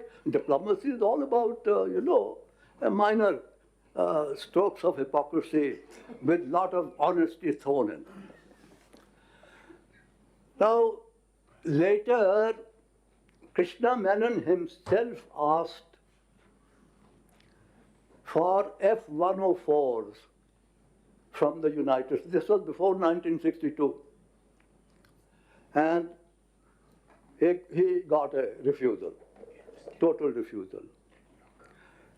There was this issue of Security Council, Kashmir issue, on which relations were soured a bit. On the arms issue, relations were soured a bit. But mind you, in all these difficulties, and our criticism day after day, lambasting America on Vietnam, why did they go there and so on and so forth. We needed grain. The country was starving. There was a famine. The crops had failed. And we were scouting around for arms. We approached China. China had nothing to give. We approached Russia. Russia gave a small amount of food grains. We approached the Americans, and they very generously not only agreed to supply wheat and rice, but on rupee terms, which finally a large amount was forgiven. We paid some rupees with which they ran their embassy here expenses for several years, but that was all right. We didn't pay the whole thing. A lot of it was, why, here's a note for me. Sir, Ambassador Roma told me that he has to go for a meeting at the American embassy. And No, I should let him go. no. I was wondering if you can have 15 minutes or so of Q&A while he's here, because Question and answer? I don't want to miss the fun of Ambassador Roma. He wants to see me roasted. Yeah. Right. Yes, we And can have that. I- I can continue later if there's I think time. he just invented the meeting in order to escape your questions, so I'll hold him to it. Right? So can we have this small interruption? Yes. And then after that, Please, go ahead. you've given us a valuable tutorial in history, which you'll never find in the books. It's amazing. So we want to listen to you. But I want to actually, please face your questions and let the ambassador answer them. Raise your hands and announce who you are and give a very precise question, no statements, and I will request the ambassador to answer. Yes. Vishnu, yeah. Thank you, sir. Ambassador, greetings. Just a couple of very simple questions. I'm sorry. You mentioned about the statement, national security strategy, where you're talking of competing and cooperating with China. Initially, in April, the US had said that they will compete, cooperate, and confront China. So the confrontation has been dropped. And so is China being given a free pass? Do we take that, especially given the fact that China is the bigger challenge, but the US, for good reasons, decided to go after Russia. And related to that is that today it would appear that Russia, which is on the back foot, may be wanting to declare a ceasefire. Vishnu, short question. But the media has us believe that the US is in no mood to allow a ceasefire to happen and wants to enfeeble and diminish Russia and Putin. Any comment on that? Shall we have 2-3 questions and then it'll be easier for him to answer? Yes. Very short. Yes. Ambassador Romer, good morning. Basically, my question is that what is the logic, what is the reasoning of the Biden administration toward what we are seeing an unfolding US-Pakistan reset? And then there's a kind of schizophrenia evident here, because at one point you are rolling out the red carpet for Pakistan Chief of Army Staff, and in a few days' time, your President Biden is calling Pakistan the most dangerous nation on the world. What is the message, and what does it mean for India? Thank you. Okay. Ashok? Thank you, sir. Ambassador Roma, Ashok Sajanha from the Indian Foreign Service. So my question to you is, there has been a persistent lack of trust between India and the United States, and it's been felt that when push comes to shove, is the United States going to be standing with India? Now, you mentioned over the last 20 odd years, we've seen that the relationship has grown, irrespective of which government has been in power which party has been in power in the United States or in India. Now, there has always been this feeling, of course, our Prime Minister has said that we have overcome the hesitations of history. There is a relationship of trust between the two countries. But what we have seen recently in terms of Ashok, I'm just coming. The mending of relations between the United States and Pakistan, whether it is F-16, whether it is ambassador visiting there, etc. So how is it now? Pakistan has taken the United States for a ride for the last 20 years as far as Taliban is concerned. How can India be certain that going forward, United States might not also mend its relations with China, have a G2, as there has been talk in the past? And again, as far as India is concerned, it's been left hanging out there. Let me tackle a couple of those, and then we can open it up. Yep, let me get to those 4 or 5 questions right there, and then we can see if I have time for a few more, which I hope I do.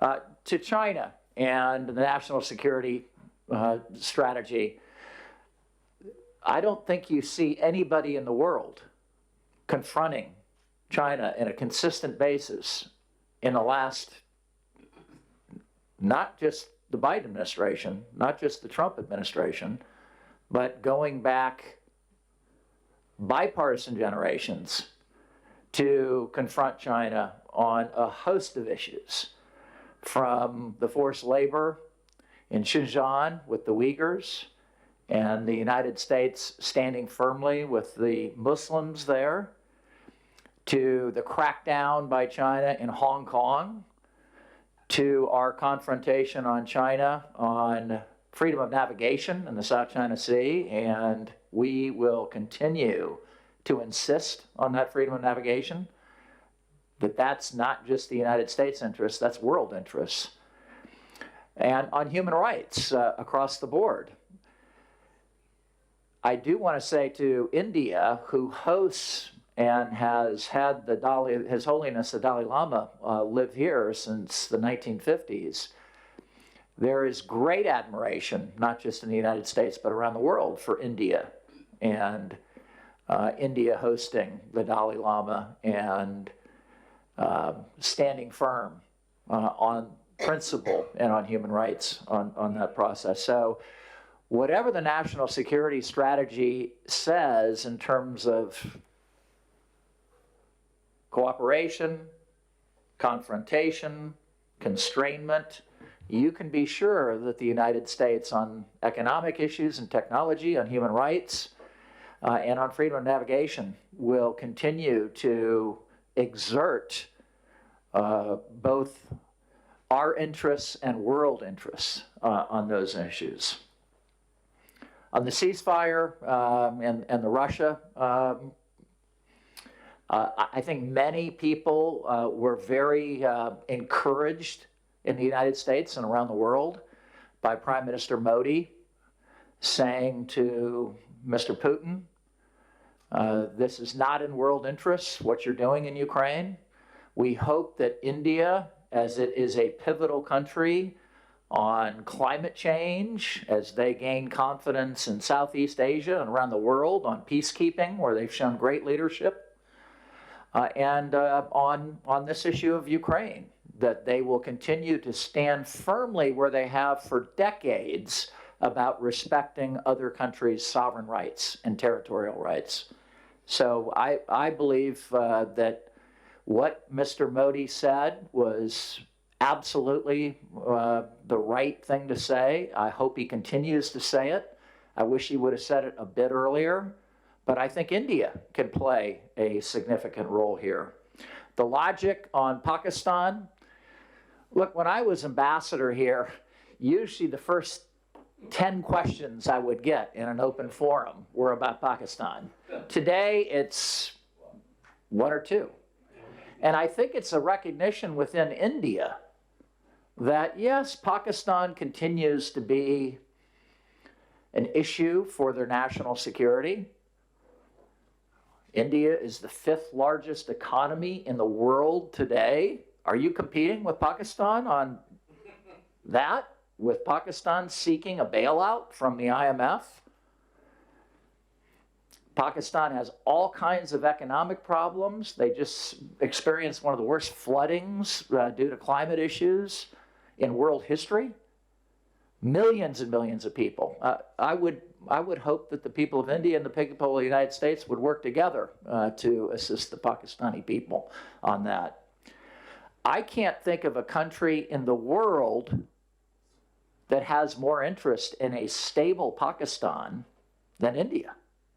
If Pakistan falls apart, and I think the president could have used better terminology at the fundraiser in Los Angeles, maybe precarious is a better word than dangerous, but here's a nuclear-equipped country, a country going through huge volatility in their politics and their economics. If they fall apart, who is immediately threatened by that? From a Taliban perspective, from a nuclear weapons security perspective, from a migration perspective, it is India. So for the United States to occasionally reach out to Pakistan and make sure that things are going in a hopeful, prosperous direction, I think that's in India's interest. On lack of trust in the U.S.-India relationship, I would just disagree with the premise of that question. I think there is great trust in the U.S.-India relationship.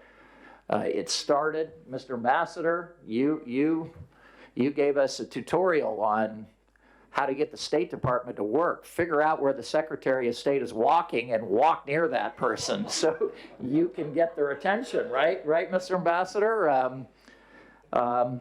The trust, going back to, for decades, that trust is built on mutual respect.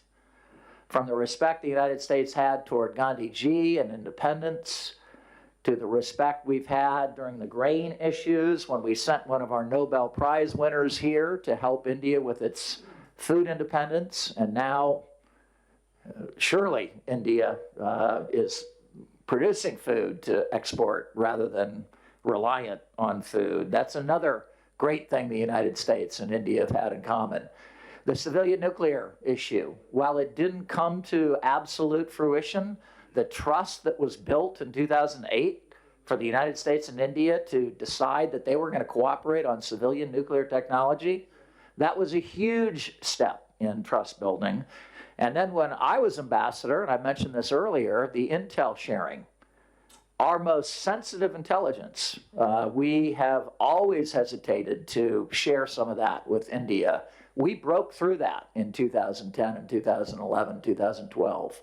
And we share the most sensitive intelligence in the world with India on geopolitical issues, on economic issues, on a host of different things.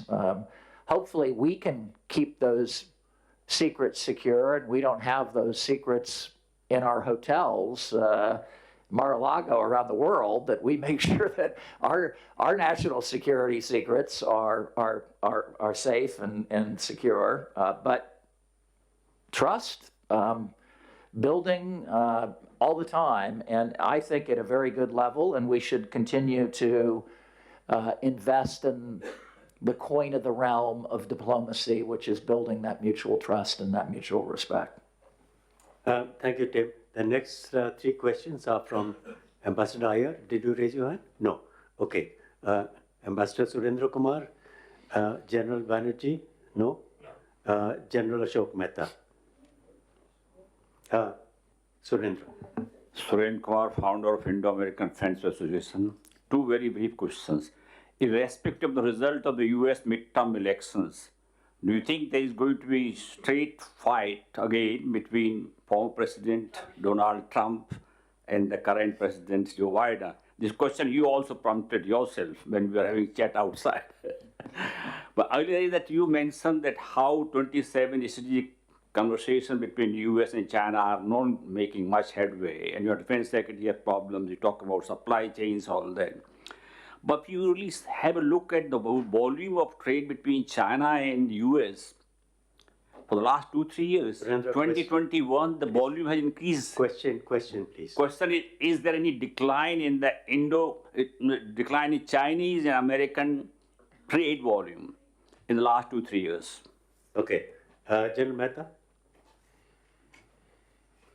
Thank you. My question is actually a follow-up of the one asked by the ambassador on lack of trust. Is there a reverse lack of trust? In other words, do the American senators, congressmen, when they meet over lighter beverages, ask the question, can we depend on India? Can we trust India? And does India's strategic autonomy bother the Americans? Good question. The lady at the back, I saw you raise your hand. Please announce yourself and ask your question. I'm Dr. Sondhi Banerjee, Research Fellow from the Indian Council of World Affairs. I have two questions. One, in the US midterm elections, we are seeing the Democrats kind of have a agenda which is all over the place, whereas the Republicans have a very pinpointed agenda.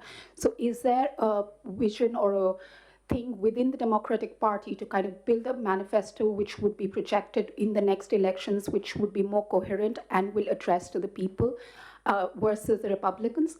And the second is in terms of the impact on Indo-US relations, the recent midterm elections. Given the fact that we have a bipartisan support, do you see issues there in a change in priorities of issue rather than a larger impact on India-US relations, which will continue to go as progressively as they have been? Thank you.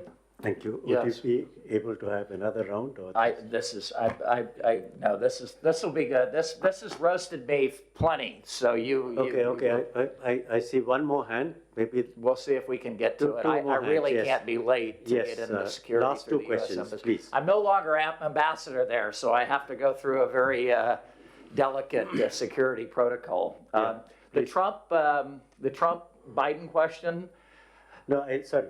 There are two more questions to be added. I already have 17 questions here, Walid. Okay, I leave it to you. Okay, let me get to these. The Trump-Biden, could there be a Trump-Biden rematch? There absolutely could be. The president has not indicated whether or not he's going to run again. He said he will decide after the midterm elections. Will the midterms affect that decision? Will other factors come in to impact that? Is he feeling tired in the job? Mr. Trump has 3-4 investigations going on currently on his business practices, on his security documents, on his attempt to try to find 11,000 votes in the state of Georgia. I don't know how any of these investigations are going to turn out, whether he's going to be indicted and prosecuted, and therefore he could be ineligible to serve. He might not want to run again at that point. Maybe he throws up his hands and said he's had enough. Will there be Republican fatigue with him? There is a movement in the United States that the United States and the American people want fresh leadership. They want new ideas. It's not anti-age. It is just more pro when are the respective parties going to generate the next set of ideas.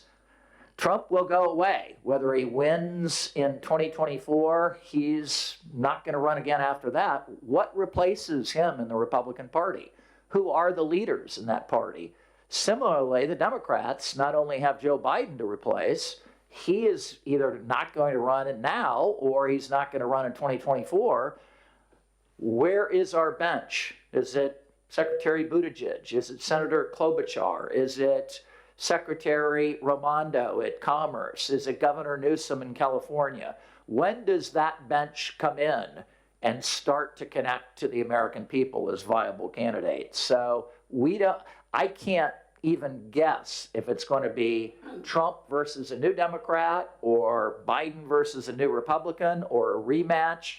I can tell you that the American people are looking toward the next 10 years and saying, what new, fresh, inspiring ideas do we have coming out of the leadership of both parties? We need healthy parties in democracies, whether that's in the United States or elsewhere. As a Democrat, I believe the Republican Party needs to be healthy.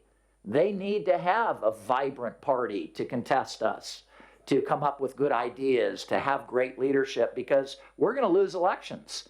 We want good people to lead our country. I desperately want that in America, strong political parties and good leadership coming from both sides. The decline in the U.S. trade with China, I think you're eventually going to see that. We're already, our Sisyphus, our committees that look at trade and evaluate the trade are severely restricting Chinese trade now and technology exports to China. We've banned ZTE and Huawei. I think India has taken some similar positions with some of the technology companies in China. We see that as a national security threat in many ways, that communication devices are our national security. They run a lot of our defense equipment. They run our internal communications. If they're not secure for our respective peoples and our defenses, we're in real trouble. So I think you're going to see leveling out. U.S. businesses are very pessimistic about the future in China. The COVID policy, the zero COVID policy, the demographics are upside down in China. I think President Xi has many challenges ahead of him with the internet and human rights. So we'll see where that goes. On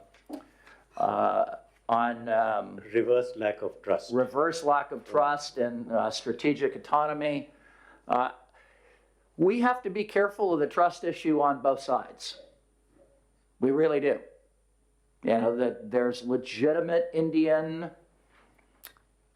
disappointment in not having an ambassador today. There is legitimate Americans' disappointment in India buying Russian oil.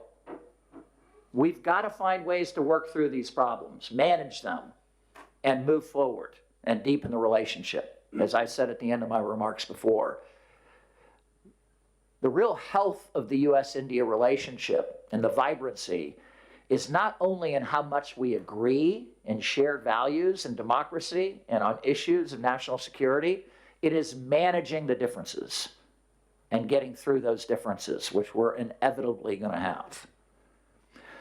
I certainly think that sometimes the United States Congress will say, what is India doing on buying this oil and helping Russia support their war efforts and war machine?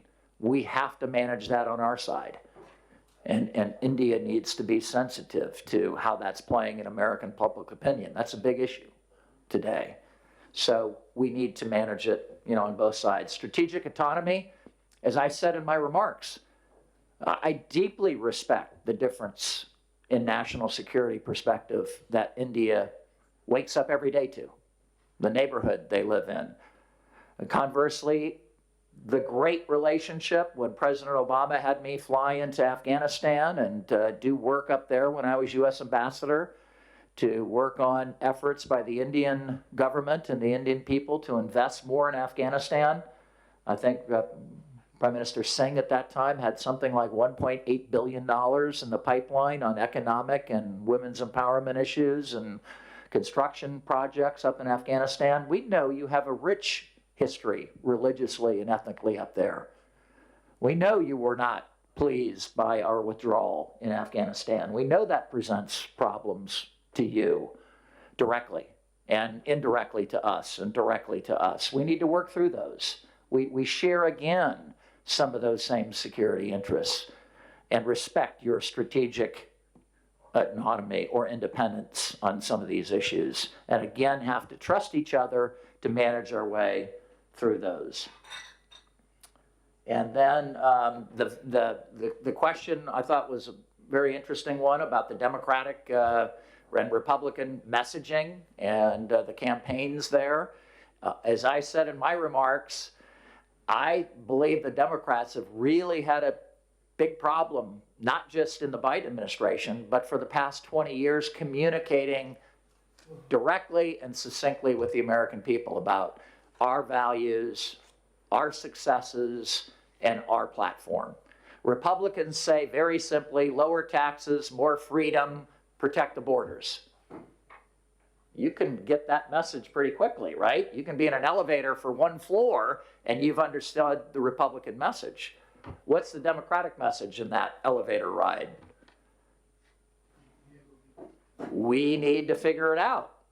Democrats need to be able to talk and communicate with the working class in the United States about what we stand for. And that will be a challenge for whoever runs for president in the United States in 2024 on the Democratic side, developing that concise, compelling, and hopefully attractive message to the American people on what they've done and what they want to do, what they stand for. Thank you for that. Thank you.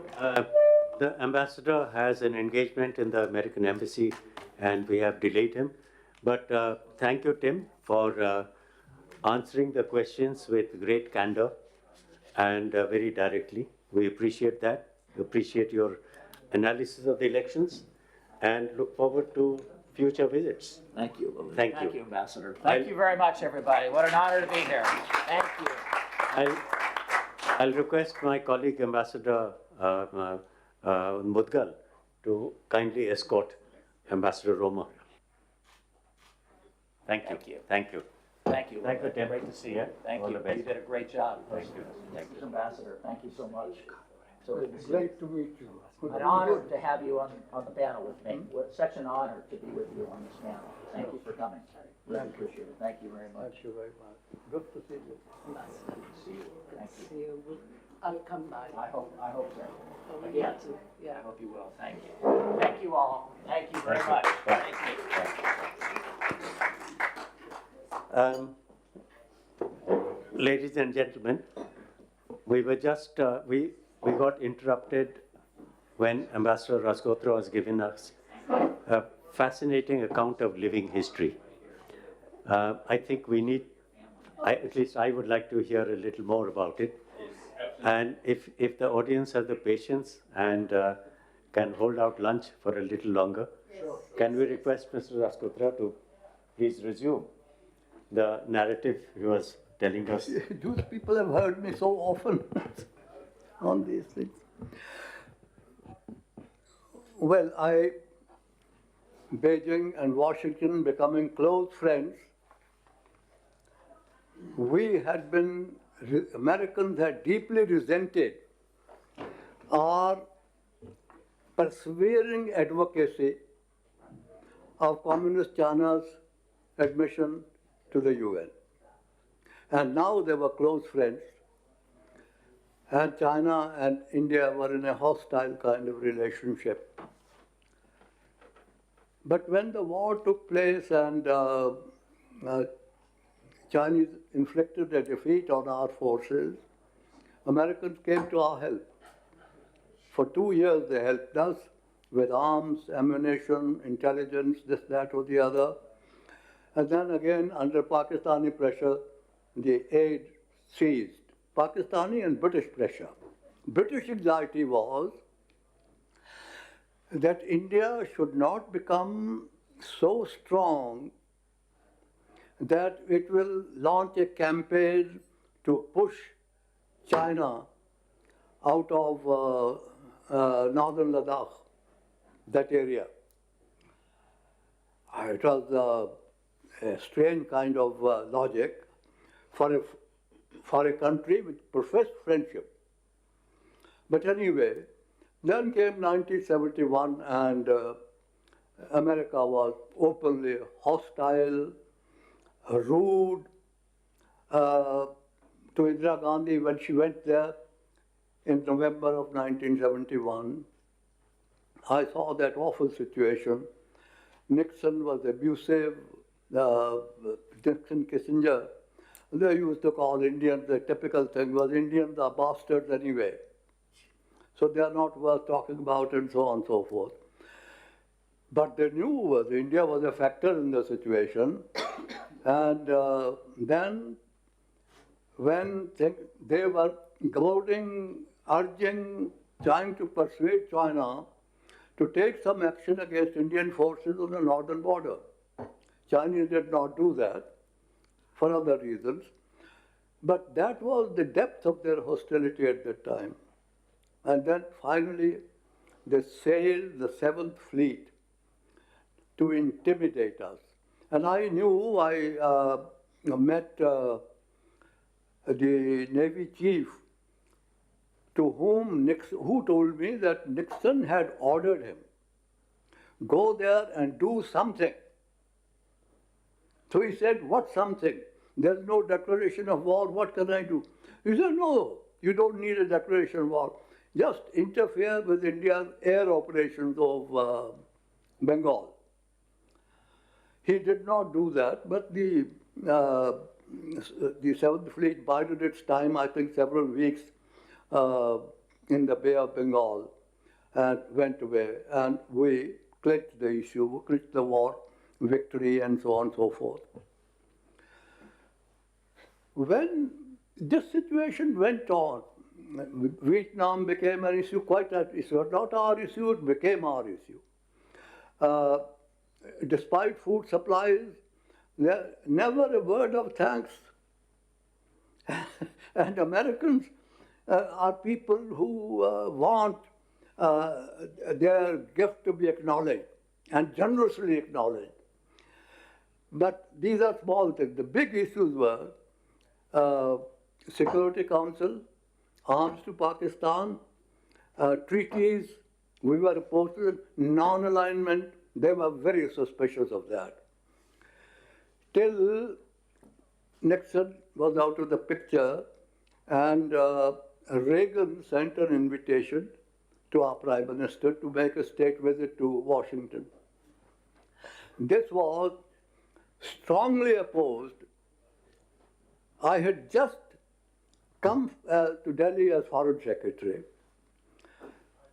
The acceptance of the invitation was opposed by Narasimha Rao, who was the Foreign Minister, G. Parthasarathi, who was the Principal Advisor, and Alexander, who was Principal Secretary, all three.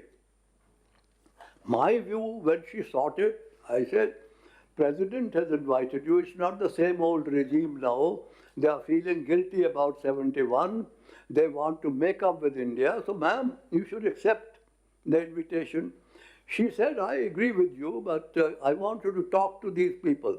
Particularly, she ignored Alexander. She was the Principal Secretary.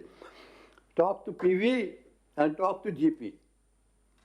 I talked to them, and they thought I was gone nuts, suggesting that Indira Gandhi should go to Washington. She will go there and she'll be insulted. Well, I said, a president doesn't invite a foreign leader to insult her. You know, Nixon did, but that was a different man, and he is now not in the picture anyway. Ultimately, I talked to these people 3 times, and I had finally to send a note to the Prime Minister saying that these gentlemen remain opposed, but I drew a chart of the harm the Americans had done to us and the good they had done to us. The scales were even. In fact, better on the good side. So I said, at any rate, things are going to change. We must help the process of change. And she said, all right, we'll go there. She went there. She had a tremendous reception. On the 3 or 4 preceding weeks, I pushed the Americans to sort out some other into Tarapur fuel. I said, it's not a bomb-making place. It's an energy plant. And you are stuck with this. Either you take this thing away or you give us the fuel.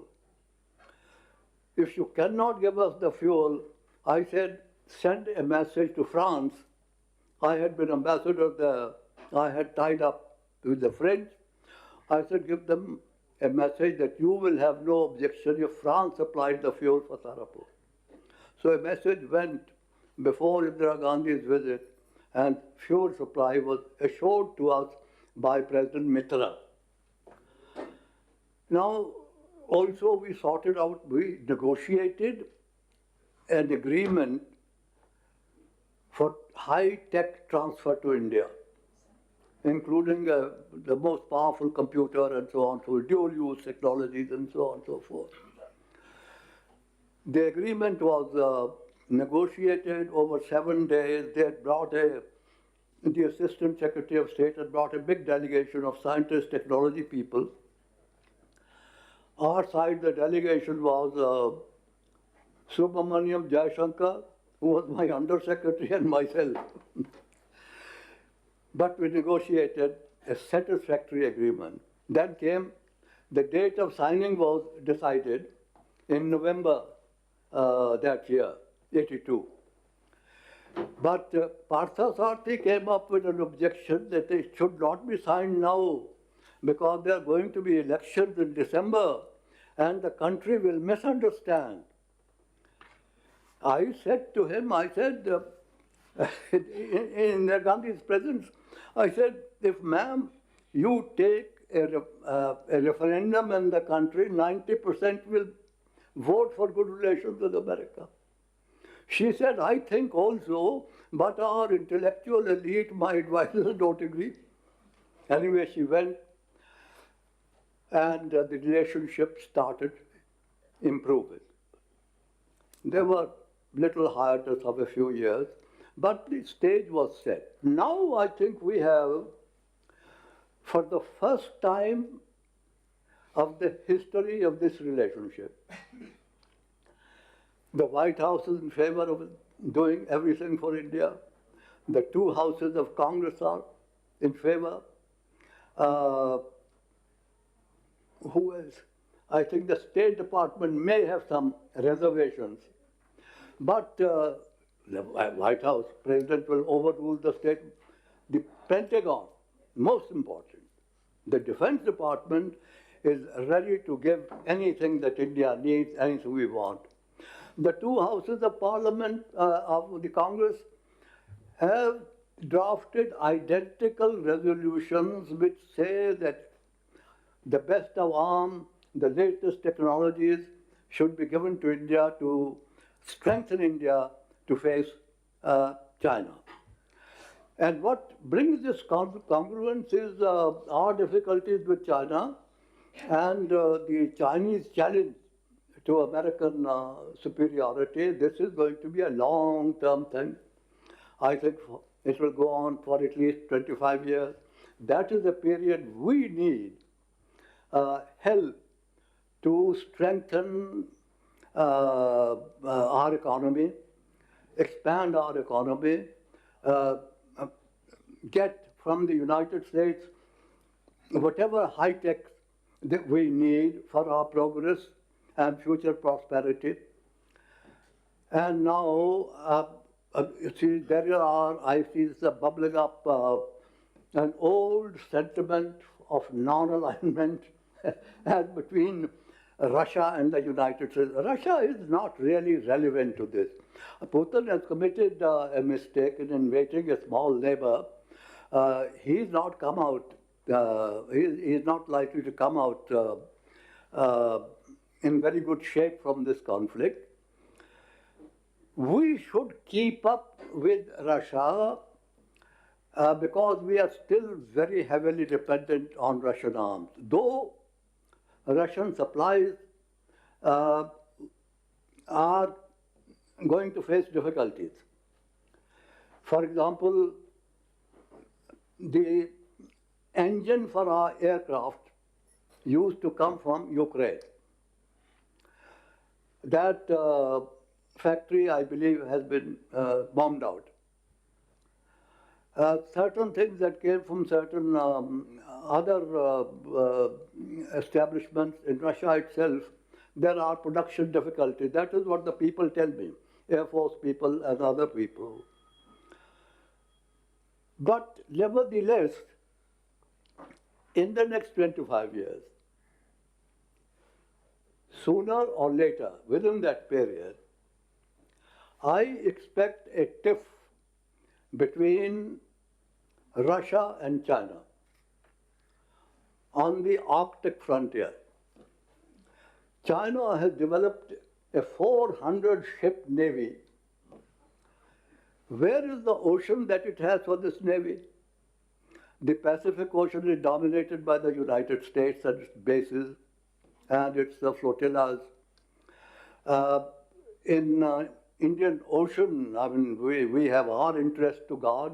American Navy is here, British Navy is here, French Navy is here, and none of them favors a big militarized Chinese entry into the Indian Ocean. China has had an eye on some of the Russian big ports, deep ports, which Russia is now arming up, where they could park this navy. Now, despite the 4th February agreement, Russia is not going to agree to this. So, two huge navies, Russian and Chinese in one ocean, is a sure recipe for tensions, conflict, and so on and so forth. We have to explain this situation quietly to the Americans as one of our reasons to keep up with Russia. not arms. Americans are saying, we'll give you the substitute arms. Of course, we'll have to pay for them, not rupee payment, but maybe we can negotiate a rupee payment with them for these arms. What is our objective? We want to become a great power by 2047, a great scientific power, a great technological power. Who is going to give us the help for us to become that? There's only one country that can, which is today willing. And so there's an exceptional circumstances for a relationship which has been not hostile at the time, but adversarial, sometimes gently, sometimes very harshly, in the 70 years of independence of India. So we should take advantage of these exceptional circumstances, and keep up with the fellow feeling, goodwill that the Americans want to grow between India and the United States. Are there some reservations in some quarters in India? I think that's a sad thing to happen. Unfortunately, the bureaucracy on both sides, there are rare moments in the history of this relationship when the State Department and the MEA were in agreement on certain areas, certain things, and so on and so forth. Largely it happened in my time as Foreign Secretary, and there was a gentleman there, Under Secretary Eagleburger. Huh? Larry Eagleburger. Eagleburger, your counterpart. Huh. A.D.? Eagleburger. Eagleburger, yes. Larry Eagleburger. And he was all out. He was the number 2 man there. He was in a big position. And Henry Kissinger and others was in disgrace at that time. And we did these things. I think same sort of situation should be brought about by the high authorities of the two countries, between the two bureaucracies now at good time. But at any rate, our bureaucrats are very bright people. They should see India's interest. What is India's interest today? There is some lurking hope I see somewhere that maybe we'll make up with China. Chinese will withdraw. There'll be peace on the northern frontier. But the northern frontier, I think, will become militarily irrelevant. There are the Himalayas. I mean, if we had in '62 as much power as we have today and military strength, we should let the Chinese come, and the Air Force should blow up the passes, and then a guerrilla war in this country to cut up these troops. That is at least my strategy, military strategy. I've been talking to people. They say it's feasible. There's a general sitting there. Our interest is to develop ourselves same way, with not equal speed perhaps, but at good speed, to become a near equal of China, in economy, and then we'll have the money to strengthen and expand our Air Force, strengthen and expand our Navy. Our Navy is good, but it's a small Navy. And Chinese, these nuclear submarines are all over, wandering around in the Indian Ocean. They are chased by our military vessels. We have capability to sink them, they say. You are not going to sink them just now, but they just follow them around. That's not good enough. We should be able to prevent this if our Navy was stronger, but this is going to take some time. Navy building is not an easy job. Navies can't be bought. Navies have to be built. Our naval Our Navy is trying to build more vessels.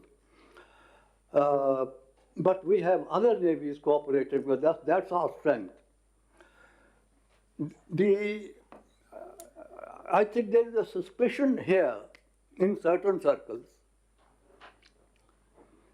that Americans can't be trusted.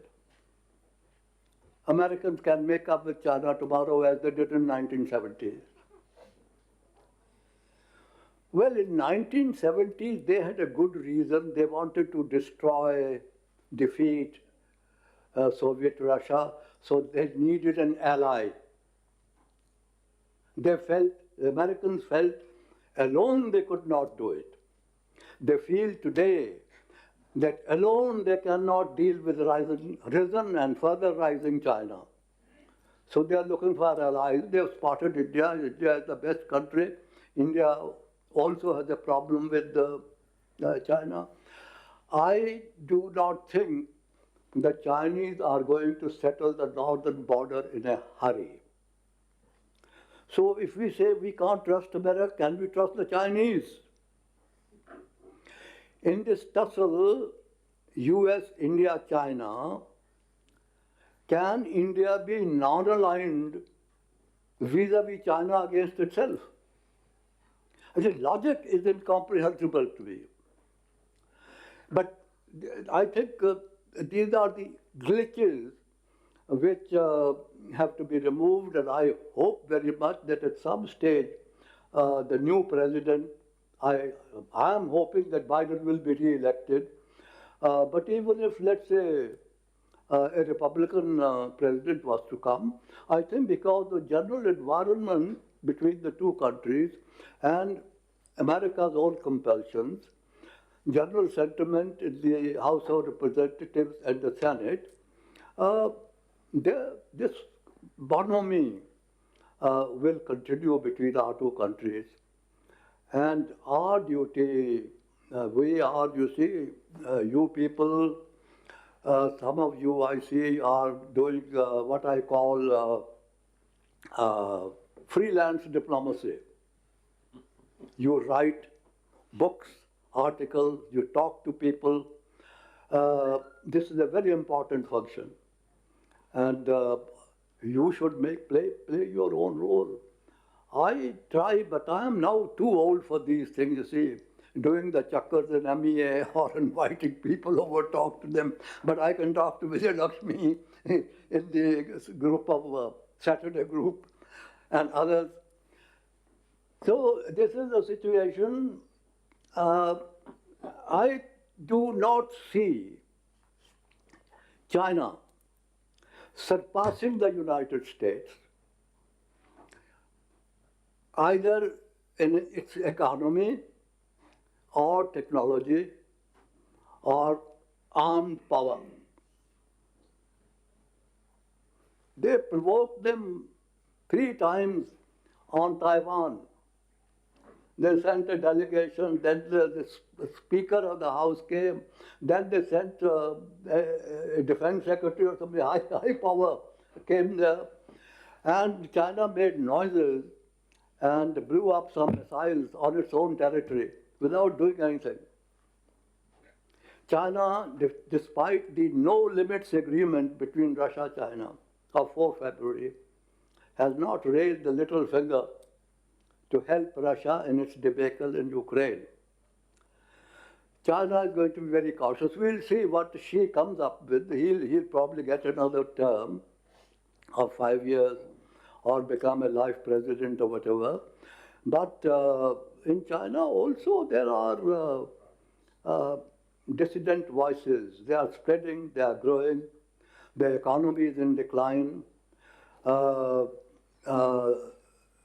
The malady which swept our countries is now sweeping across China. I must say I feel guilty that I feel happy about it. China is being made to pay for this, what is it called, 19 something? COVID-19. It deliberately spread it. when the thing virus was found or discovered in the laboratories in Wuhan or around in that area, they invited several American military delegations there. And those fools, they carried this to America. We had similar visits there. It came to India. And the Chinese at that time were offering us masks, special dresses for our nurses, and so on and so forth. And even a half-baked kind of vaccine they have discovered. But vaccine, ultimately our vaccine has turned out to be much better than theirs. Their vaccine has not helped the Chinese, it has not helped others. So in this situation, what are other alternatives we have? In my judgment, an alliance with China or decent relationship with China, cooperative relationship with China is just out of question. The trade with China, I was very circumspect about it. I had been telling people not to encourage trade with China. The result would be they'll bankrupt us. And they did. Now we have a large deficit with them. I think we should stop trading them. We're saying same things we can get elsewhere and so on and so forth. So I think I should stop there. Well, sir, you did not prepare us for this, but this was an amazing intervention in which you've given not only a historical perspective and a period in which you are the actor, but I also admire you for your plain talk and for saying it as it is. One thing you brought up was about the hesitancy that we have about dealing with the United States. And that's a real problem. It's not only with our politicians, it's with our, I find it, with our comrades in the Foreign Service. I find it in the press. But I think that should be, and of course money is there. And money has just come. Money has just come. He can keep us busy for half a day talking about the Americans and why we shouldn't deal with them. But this is a serious issue, and I think we should have a session where we should try to understand what is the reason for this hesitancy in coming closer to the United States. If you believe Ambassador Raskotra, that our mutual interests link us and we have to work together for the sake of India, and not just for the United States. So maybe from our service there are many who will be able to contribute. I don't know, Neelam, you want to later on, when we have a session, contribute to this? Shankar, you have strong reservations for the United States, I know. And I don't want to get into that, start that now. Yeah, I don't start that now, but I'm thinking, Shastri, on behalf of the press, the hesitations about being closer to the United States, maybe you can be very eloquent about that. Kamal, you also have reservations, I know. So we could have a good discussion in a separate session. Now, we've already delayed you for lunch, and may I now request Mrs. Madhuri Sondhi to say a few words of thanks, and then we can proceed for lunch. Please sit where you are and speak if you so wish. Okay, Vivek? Okay. So I am between you and lunch, so I'll be really fast. I have to thank Ambassador Romer. He's not here, but in absentia, he gave us a lovely survey and statistics about the American elections and the issues, and spelled out and gave a optimistic outlook for India-US relationship. I thank Professor Vijayalakshmi for her thoughtful analysis of the election issues and their importance. Ambassador Raskotra, we had the honor of awarding you the M.L. Sondhi Prize for International Politics in 2019, so glad to have you here again. Thank you for your brilliant recap of India-US relations and through the prism of your own long experience and your suggestions for future direction. Mr. Mansingh, thanks for presiding. Thanks for your guidance for the M.L. Sondhi Trust and for the cooperation between Kalinga International Foundation and the Sondhi Institute for Asia Pacific Affairs. Thanks for this distinguished audience so that all of you came and found time for us, and please join us for lunch. Thank you. Yes, thank you.